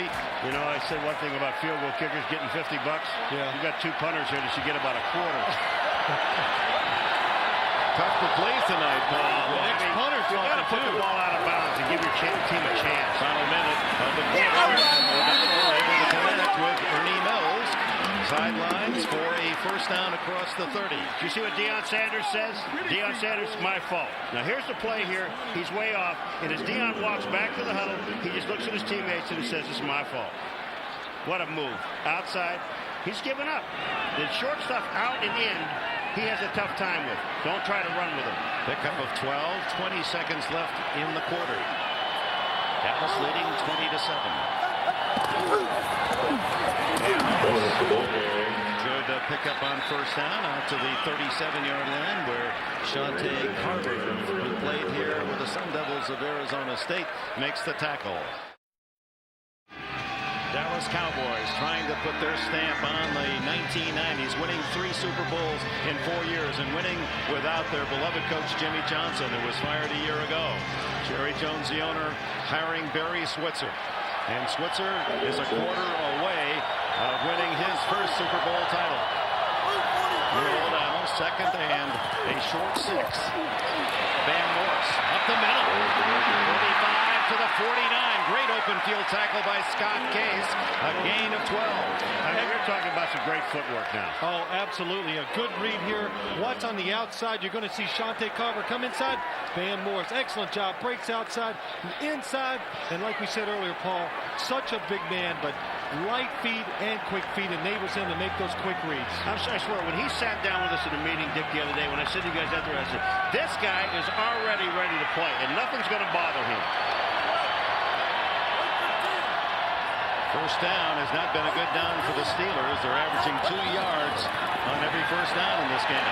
Better this time. Oh! Is it ruled a fumble? If it is a Pittsburgh ball at the 35. Still no official signal. Someone's got to make a call. Ernie Mills was drilled by Scott Case, a hitter. They're going to call it catch and fumble. First down. Dick, he caught the pass. The big question is, did he get his feet on the ground? You have to get both feet down, Dick, and have control of the ball. Now, here's what they're talking about. Because the official on the other side never said anything.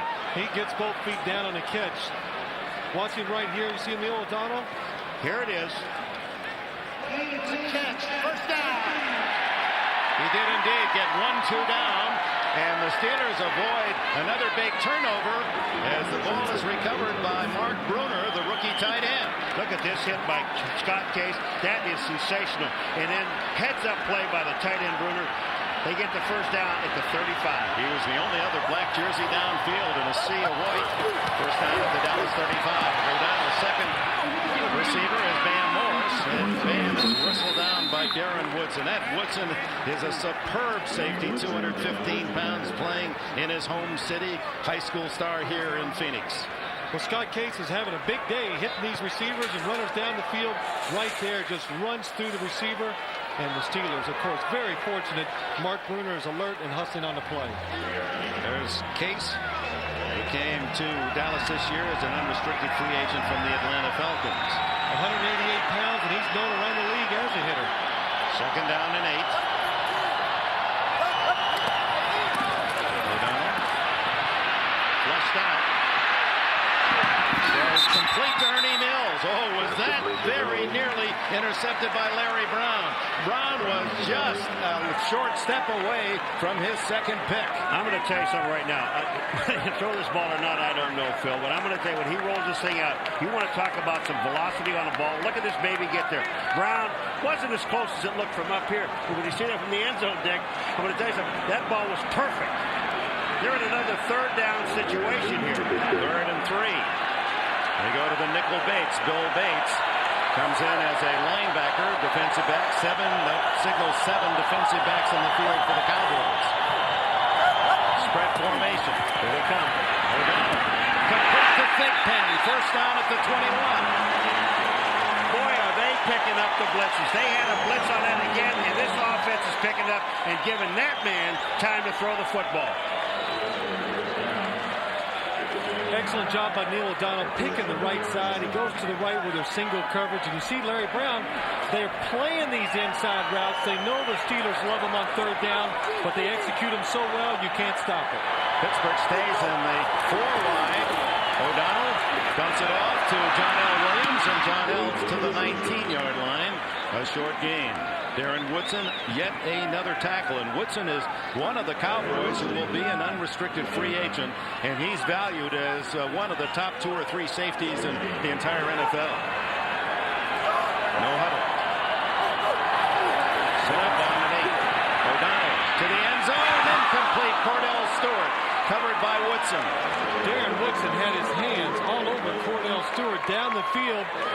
The Cowboys come on another blitz, and the Steelers pick it up. Watch, Darren Woodson has Cordell Stewart one-on-one. Neil O'Donnell looks right, comes back left. Slightly overthrown. So very close to Neil O'Donnell. Just a little too far outside. Yeah, but now you're looking at a 3rd and 8. And you know, when you're down by 13, I don't see 4 down here. I still see kick the field goal because it still puts you within 10. The Steelers in what would appear to be a must-score position. A touchdown would pull them within 6. A field goal would make it very difficult. Charles Haley returns. 3rd and 8 from the 19-yard line. 10th play of the drive. Shotgun O'Donnell. Stored in motion. Good protection. Now breaks down, and Haley has another sack. His 2nd today.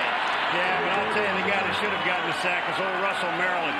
Russell Maryland was flying inside, and he's the guy that gets the first shot. Haley's going to end up with the sack. But number 67, he comes in now. Here comes Haley. Look at it. There he is. Russell Maryland is there. Haley doesn't get really. No way. Tony Tolbert was the man who finally wrapped him up. So Tolbert with the 4th Dallas sack today, and that makes this a tougher chance for Johnson. 46 yards for the veteran. Start to hold. Plenty of leg. Johnson connects from 46.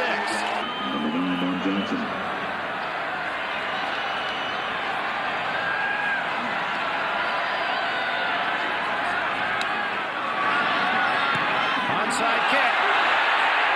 And it's covered by the Steelers. Dion Figures picks it up, and it's Pittsburgh's ball at the 50-yard line. Well, we were alerted to this, Dick, before the game, and right there, Dixon Edwards was already taken off before the ball was kicked. That's where the weakness was, and the Steelers had the courage to call it in this situation, and it was executed perfectly. That's a case of the other man on that outside leaving too soon. I mean, here comes Dion Figures, and watch this. He knows it's coming.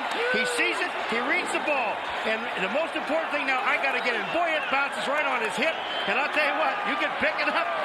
Oh, that was beautiful. You cannot advance it. It's marked at the 47-yard line of Pittsburgh. That's the 12th onside kick in Super Bowl history, and only the 4th time successfully. Successful is the pass to Hastings, and then 1st down at the Dallas 41.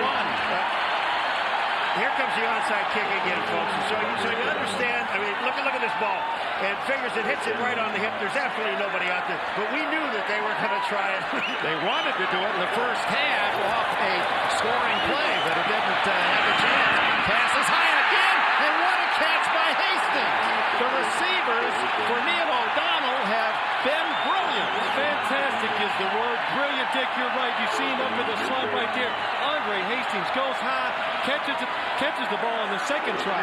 Something about that number 88 in a black uniform. Lynn Swan, 82 was, of course, John Stallworth, another top 2 receivers here. Hastings and Thigpen, and this is Ernie Mills. Thigpen's hurt.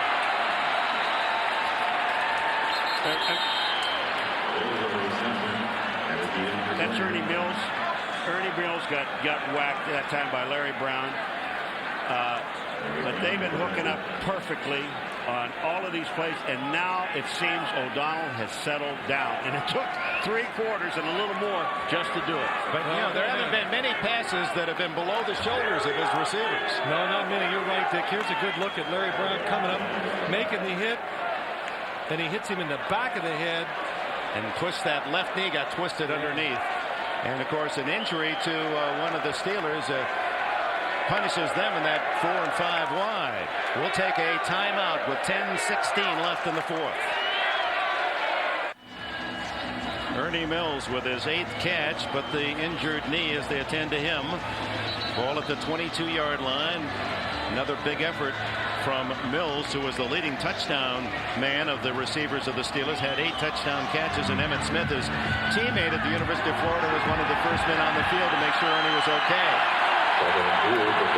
2nd and 2. Steelers trail 20-10. 10 minutes left in the 4th period. O'Donnell to Van Morris, and Morris has the 1st down at the 17. So much for the blowout, boys. Now we get the football game is on. I mean, the onside kick was terrific, but I'll tell you something right now. This team is now fired up offensively. And all you need is one little spark to do that. And once that puts it in perspective, the defense, they know they're holding them. The offense now, they're getting off the ball. At the 17-yard line, Cordell Stewart to the left in the slot. Thigpen wide left. Hastings wide right. Morris in motion.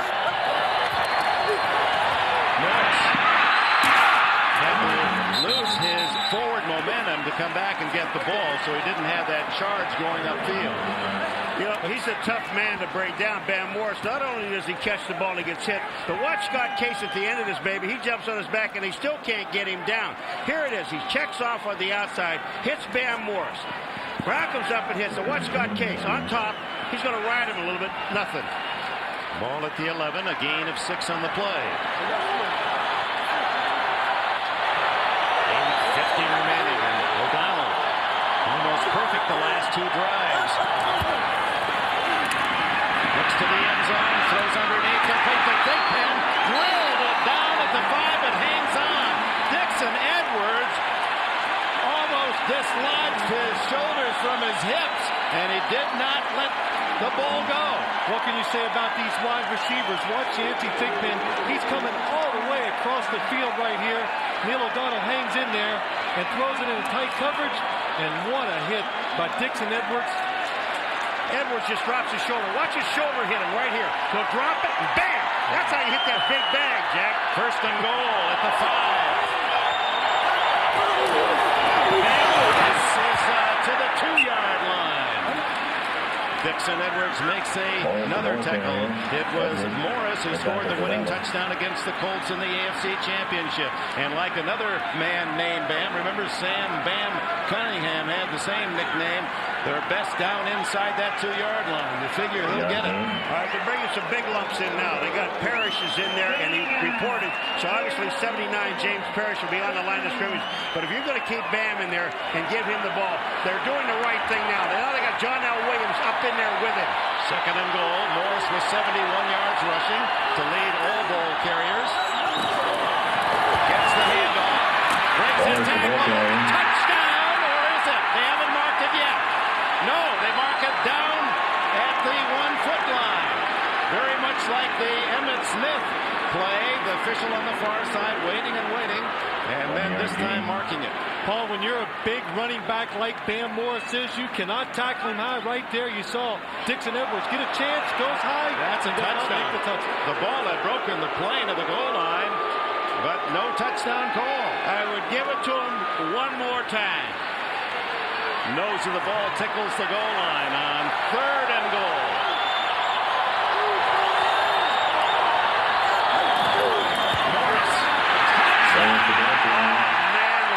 Did you see John L. Williams' block on the outside?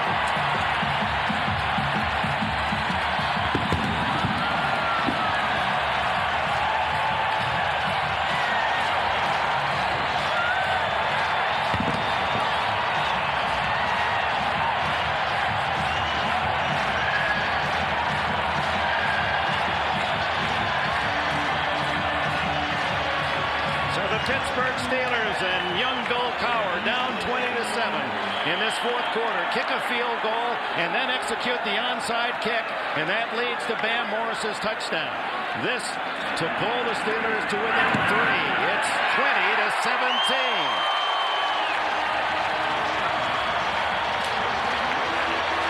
Well, all started with the onside kick. This is what turned this game around for the Pittsburgh Steelers. Right here, look up top. There is Dixon Edwards taking off before the ball is kicked, and the Steelers do an excellent job of executing. And then Yancey Thigpen, how about this clutch reception under punishment? Well, these receivers are tough. They're used to blocking down the field last year for the running game. Now they're making the catches down the field. And then John L. Williams seals the corner, and Bam Morris walks in.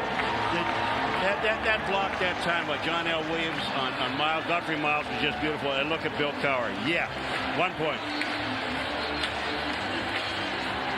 Kay Cowher, daughter Megan, leading the cheers. And O'Donnell, who has had an up and down afternoon. Thank you. Thank you. 5 for 5 on the drive.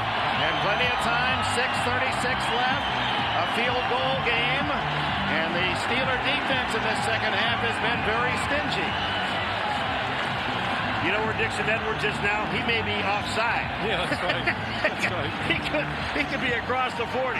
You think he's going anywhere? Now he's up right hugging that 40-yard line. You're not going anywhere, son. They're not going to try it again, would you think? No. But that was a great kick by Norm Johnson. You know, he had to hit that ball just perfectly. Boy, wow. Hit this one deep. Kevin Williams bobbles, picks it up at the 8.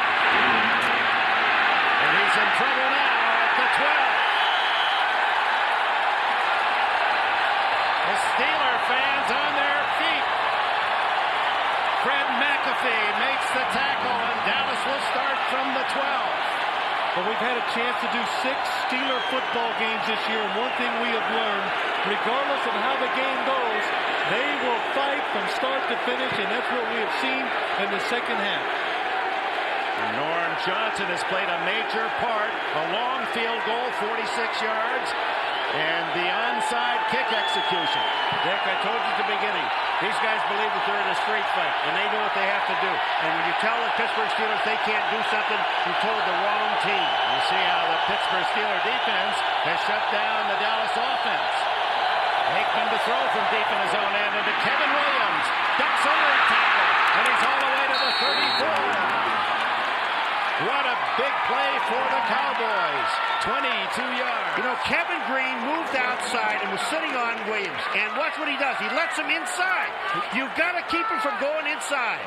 It's the cardinal sin for a linebacker to go out on a receiver in the slot like that and let him go inside. Once he goes inside, the safety, Myron Bell, cannot get up there quick enough to help out. What a good throw. Under 6 minutes to play.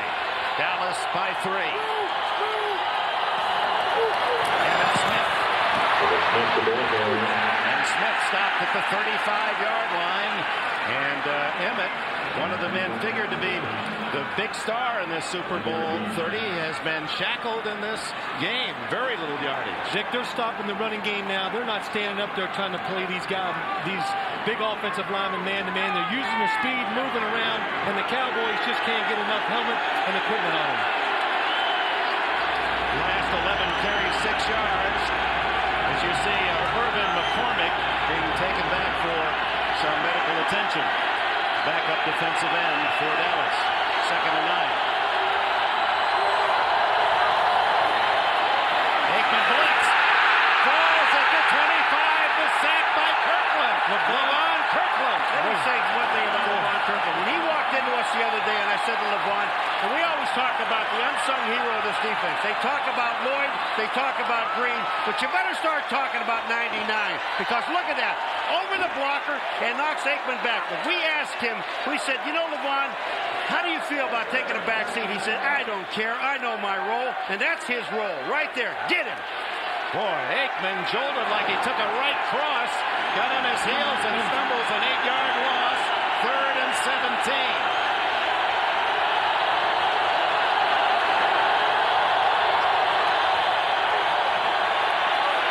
Aikman down the middle, incomplete.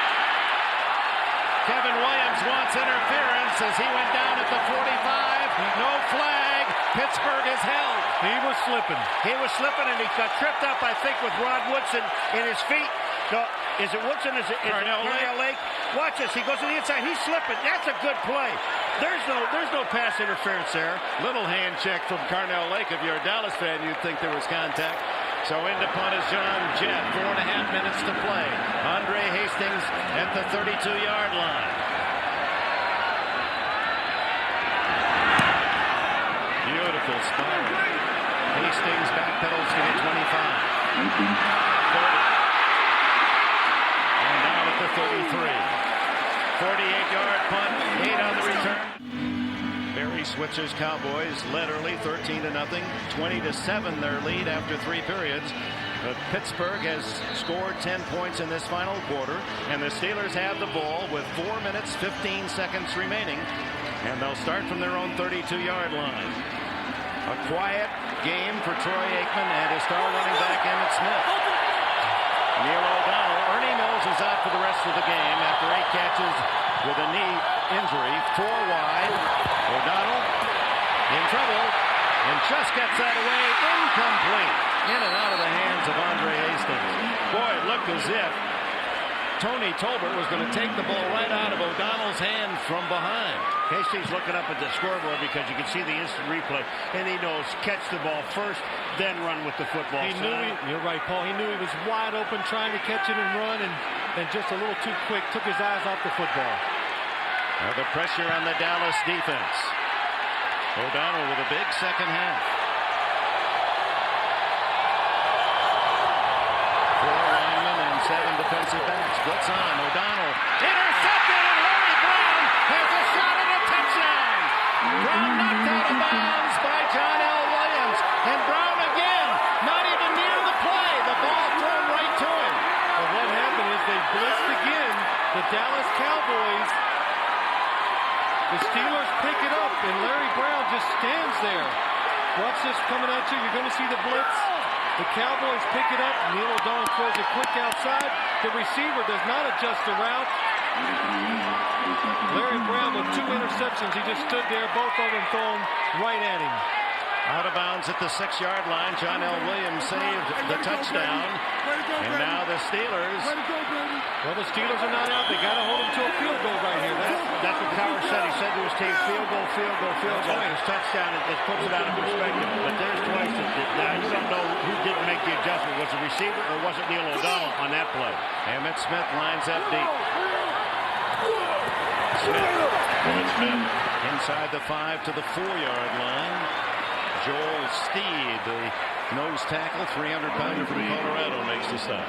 You know, you sit down here and you know that Emmitt's going to get the ball, and you're sitting back in there. You know, but this is the ideal situation for the Dallas Cowboys to throw the football. Pittsburgh Steelers take their second timeout of this half. So they stop the clock at 3:47. That leaves them with only 1 timeout plus the 2-minute warning. Well, I don't know whose fault it was on that interception. The receiver was supposed to change his route, but the one thing I know is the Steelers pick it up. They pick up the blitz, and that tells me they had the right call on it, so the receiver shouldn't adjust. Watch here. You're going to see these 2 blitzers come outside. Watch the back, John L. Williams, come over here. The receiver never adjusts his route. Watch Larry Brown at the top of your screen. He just watches the quarterback the whole time. And if Neil O'Donnell really did not have to throw the ball that quick, had he waited and thrown downfield, it would have been a touchdown. So Larry Brown, if ever was that old adage, the right man in the right place, Brown almost camping out as if he said, you know, I think there'll be an interception thrown about here. And in Larry Brown's behalf, what a year for him. Earlier this season, the very lowest of points, his 10-year-old son, Christopher, born prematurely, passed away. He missed a game, came back. So a year with heavy hearts, and here on Super Bowl 30 Day, maybe the highest of emotions for him. 2 big interceptions for Brown.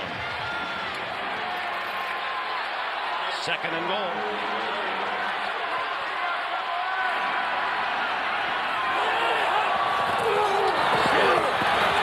Touchdown.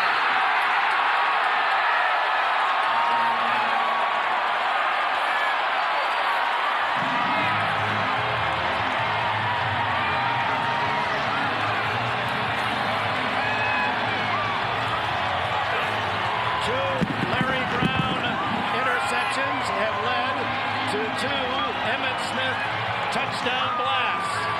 Emmitt Smith behind that offensive line, that is just awesome. You know, he gets down there to that goal line. I mean, he just makes a living getting into the end zone.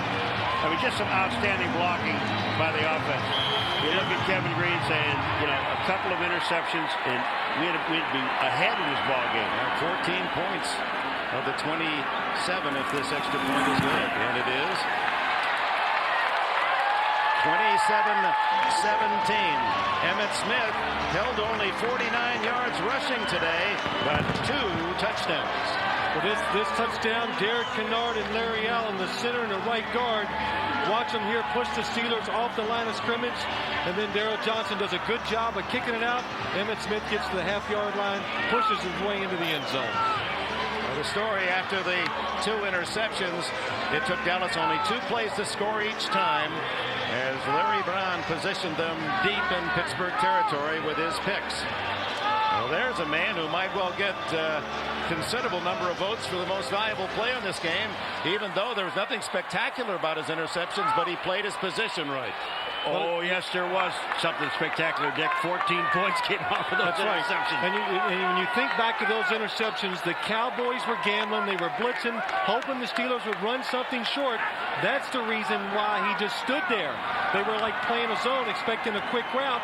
The Steelers didn't adjust, but Neil O'Donnell both times to the wrong spot. Well, that's hard for him to say that. And to have a quarterback to the wrong spot. You had some hesitation in there. Yeah. Well, the Steelers have lost their deep return man on kickoff, so Fred McAfee fills the role played by Ernie Mills out with a knee injury. Mills kick high toward the far sidelines. McAfee. Dives out to the 24-yard line. Shotgun with Hastings in motion to help on a blitz if there is one. Now O'Donnell to Hastings. Breaks out of the tackle. Still on his feet. What an effort by Andre Hastings. Here's he has a first down at the 34. Clock running, 3:20 left. They got to stay in the hurry-up offense now. It's not like Buffalo uses it. What they do is they just no huddle, but they don't go as fast as the Buffalo Bills have gone in the past. Complete to Yancey Thigpen. No, it's Corey Holiday. He's in because of the injury to Mills. Holiday, free agent pick a year ago out of the University of North Carolina. Take your time. There's still plenty of time because it doesn't matter how quick you score. It's all going to hinge on getting another onside kick. So just be patient and make the plays as they're given to you. 2nd and 1 for O'Donnell. Lots of time. Leon Lett chases him out. Flags are down in the secondary. And finally O'Donnell throws it away. Stops the clock with 2:34 remaining. Well, I'll tell you what. Oh, Robert Bailey, number 23, is running at the official.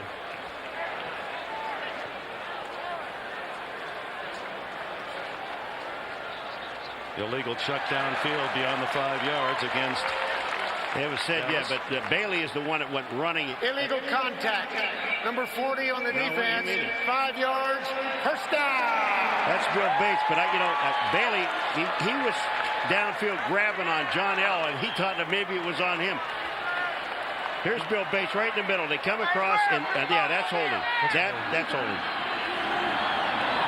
Out of the shotgun from the 49. 2:34 left in the game. Underneath to Hastings, his 10th catch of the game. Trying to get out of bounds, saves some time by ducking out at the 45-yard line of Dallas. Looking back on the 2 turnovers, both interceptions by O'Donnell, the irony is that Aikman and O'Donnell were one of the best in the league in not throwing interceptions, and O'Donnell is the best career passer in the history of the NFL in least interceptions thrown. And both times Dickey got caught in that what we call that no man's land as a quarterback. He didn't know whether to hold on it because he knew the blitz was picked up or not. And both times he made the wrong decision. 2:28 left. 2nd down and 4. Quick throw incomplete to Hastings, who's had a big day. In fact, he's just a catch away from tying the Super Bowl record for most catches, which is 11, I believe. Jerry Rice. And Dan Ross, the former Cincinnati Bengal tight end, had 11 catches. The only problem with that whole play, it wasn't a first down anyway, even if he had caught it. And he's in bounds. Yeah, that's probably the best thing that happened to him, that he dropped the football. 3rd and 4. 10 catches, 98 yards for Hastings. O'Donnell has thrown 43 times, 27 complete for 234 yards. 1 touchdown, 2 interceptions.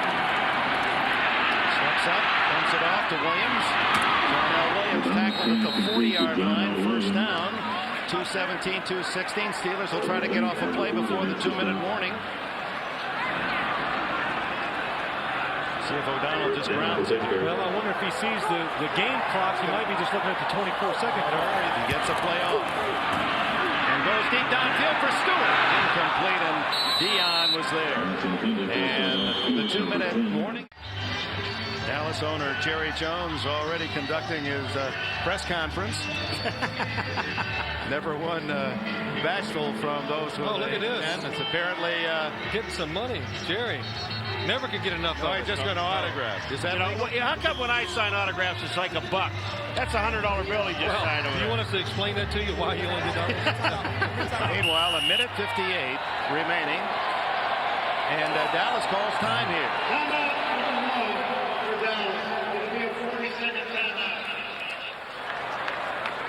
Well, the Deion Sanders, prime time. We've had a camera on him throughout. Not a lot of spectacular plays, but he is a prime time guy. And you know, play a little football. Of course, last 2 years Major League Baseball with the Atlanta Braves. Then you go to the 49ers, and then the Cincinnati Reds, Giants, and then to the Dallas Cowboys. Well, that's a quick change artist, you know? Yeah, you know, I like what Deion said. When baseball season's going on, football go to training camp, the players do, and preseason starts, and he says, you know, my baseball average just continuously keeps the drop. Yeah, his batting average. But, well, you know, when we talked to him, if there was a year that he's really thinking about, you know, not playing baseball, I think it's this year. He and Charles Haley are just playing around on the field. But, you know, if they win the Super Bowl here, and he loves his football team, is what he said, I think there's a very good possibility that he'll give up baseball because he only makes $1 million a year. He says that everybody in the league has been to the Bahamas except me. I've never had a vacation. His wife's worried, though, I'd be around the house too much if I didn't play baseball. Second and 10 for O'Donnell. Underneath and complete. Darnell Williams. Third and 10. Total. Well, the Cowboys have 4 sacks, and O'Donnell, at least the feeling one gets watching this game is that he has been a hurried quarterback, and 2 of those hurries have led to huge interceptions. You know, when you see a quarterback and they're blitzing and you throw the ball, we're not beating him down, but when you see him throw the ball as quick as he does, that shows lack of confidence in your offensive line as far as I'm concerned. This offensive line has done a pretty good job today. They've held up very well, especially against the blitz. He's going to keep this drive going on 3rd down. Almost intercepted as that went through Andre Hastings' hands. Incomplete. That would have been a 1st down. Now it's 4th and 10, and O'Donnell took a hit as he threw. Yeah, Neil O'Donnell does a good job of stepping up, and right here you're going to see the hit, and he gets his right leg caught up under him. Chad Hennings with a blindside hit. Well, I'm sorry, Dick, but it looked like Chad Hennings fell on his leg, on his ankle, and that's what hurt him because he was moving forward when he hit the ground. Chad Hennings' leg fell on his. Well, here it is, 4th and 10. O'Donnell needs to get 10 or this game is over. Dallas will take it at the 40.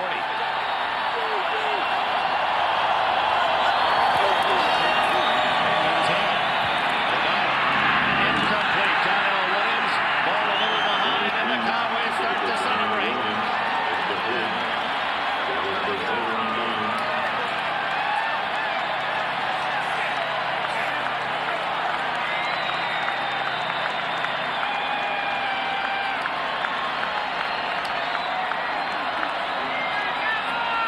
With a 10-point lead, 27-17, owner Jerry Jones sees his Cowboy defense hold on downs.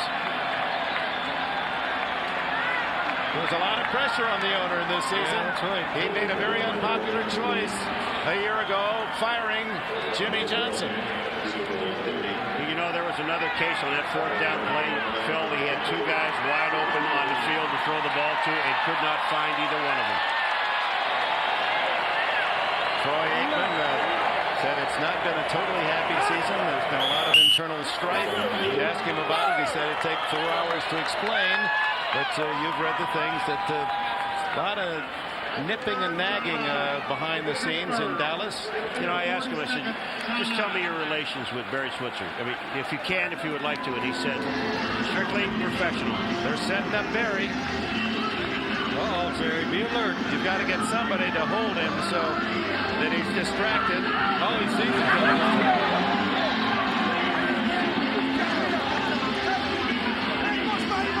Barry Switzer, when you're around the Cowboys, a lot of the players are big fans of his. The one thing they enjoy and like, it's different from Jimmy Johnson. He gives them freedom, and we sense that in practice. You see how spirited they are, and Michael Irvin and Deion Sanders. You have to think sometimes that Barry Switzer is the perfect coach for those type of players. You know, Deion Sanders and Switzer both have new 21-foot boats that go 85 miles an hour. What was it that Barry said? Deion's never been anything but a 14-foot flat boat with a bucket of crickets. What's he going to do? He said, I'll tell you one thing I'm going to do. If I see him in his boat, I'm getting out of mine. Well, that's a nice show, and it was true after the NFC Championship game. The affection of players who were not happy when Johnson left, hugging their coach Switzer to say, hey, it's okay now. This is a new era.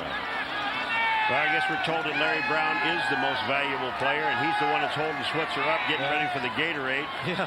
Larry said, let me get out of here, man. Larry's got to do a better job of acting. You know, he's got to turn Barry away from those guys so they can get him. So Larry Brown, a long shot to even make it in this league. Brown was a 12th round pick, a late 320th player selected in the draft of 1991 out of Texas Christian. Grew up in Los Angeles, admiring Marcus Allen and Lester Hayes. Another kneel down, and we're in the final minute. And before the Oakland game this year, Brown losing his 10-month-old son. Well, the Steelers, true to their promise, battled hard.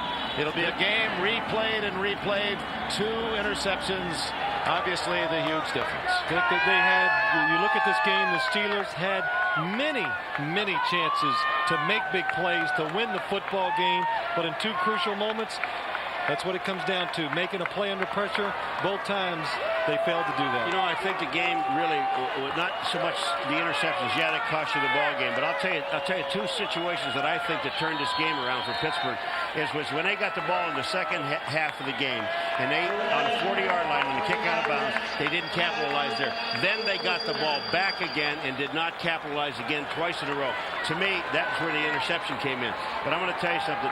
They had, I agree with Phil totally, they had so many opportunities to win this football game and never took advantage of them. But the Dallas Cowboys, again, are the Super Bowl champions, and let's not overlook the fact they perhaps did not play the game they thought they would, as you see some of the frustration, Rod Woodson, but they were good enough to win. And now on 4th and 18, we'll punt it to Andre Hastings, who stands at the 25. Only 13 seconds remain.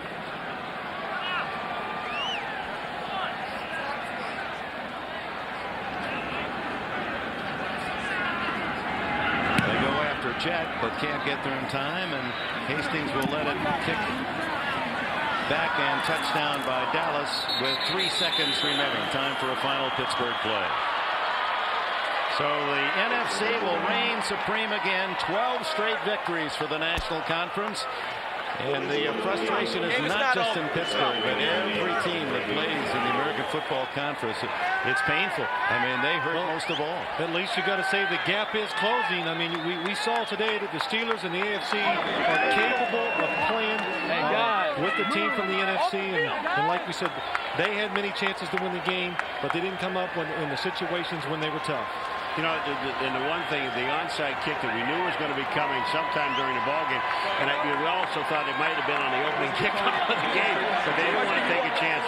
But, you know, and they take that, and then they go down and score with it, which puts them in the ball game. And then another crucial interception that knocks them back out of the ball game again. You just can't keep overcoming those odds in a big game. And the perhaps least likely of stars, Larry Brown, will be the most valuable player, only the 2nd defensive back to win that honor in a Super Bowl. Miami's Jake Scott was the other. Last play. O'Donnell heaves it as far as he can. And The Cowboys come down with the interception, and it is Brock Marion. Final score, Dallas 27, Pittsburgh 17.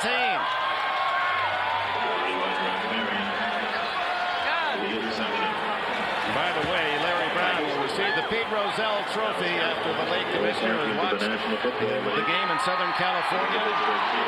Said his favorite Super Bowl was the 35-31 Pittsburgh win over Dallas, Super Bowl 13 in terms of the excitement. And this one, it appeared for a while, about 5 minutes left in the game, that we might be headed toward a possible overtime until Larry Brown made the second of his interceptions. It's one of those things, we sat here for 2 weeks and you kept listening to the things where the Pittsburgh Steelers really didn't have a chance to play in the game. And it just shows, you said something in the beginning about the 2 weeks, that you have to prepare, and it benefits the better football team. Absolutely. And in this case, it really did. I mean, the Dallas Cowboys, obviously, they were the better football team. But again, the Pittsburgh Steelers has had enough opportunities and just did not take advantage of them.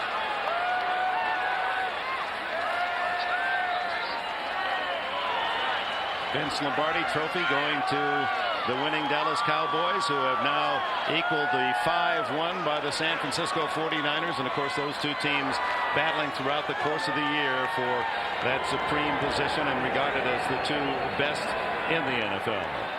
And there were times where Dallas felt they would not have all the advantages of being home. Number one seed. It appeared the 49ers were in command. Well, think about it. 2 weeks ago in the season, how it turns around for them. They get home field advantage. They were worried about playing Detroit in the playoffs. That doesn't happen. They get Philadelphia. They match up well against them. Green Bay beats San Francisco. I mean, Dallas, they were scared to play the Kansas City Chiefs in the Super Bowl. They didn't think they matched up well. The Steelers, a team they thought they matched up well against, comes in. Charles Haley, by the way, 5 Super Bowl rings. Haley becomes the first to have one finger and the thumb. His father seeing his first Super Bowl game, afraid to fly, so finally coaxed to come out here to Phoenix and see his son win number 5. Father George among those cheering. So Deion Sanders wins back-to-back Super Bowl rings with 2 different teams. 27-17. Dallas, the champions again.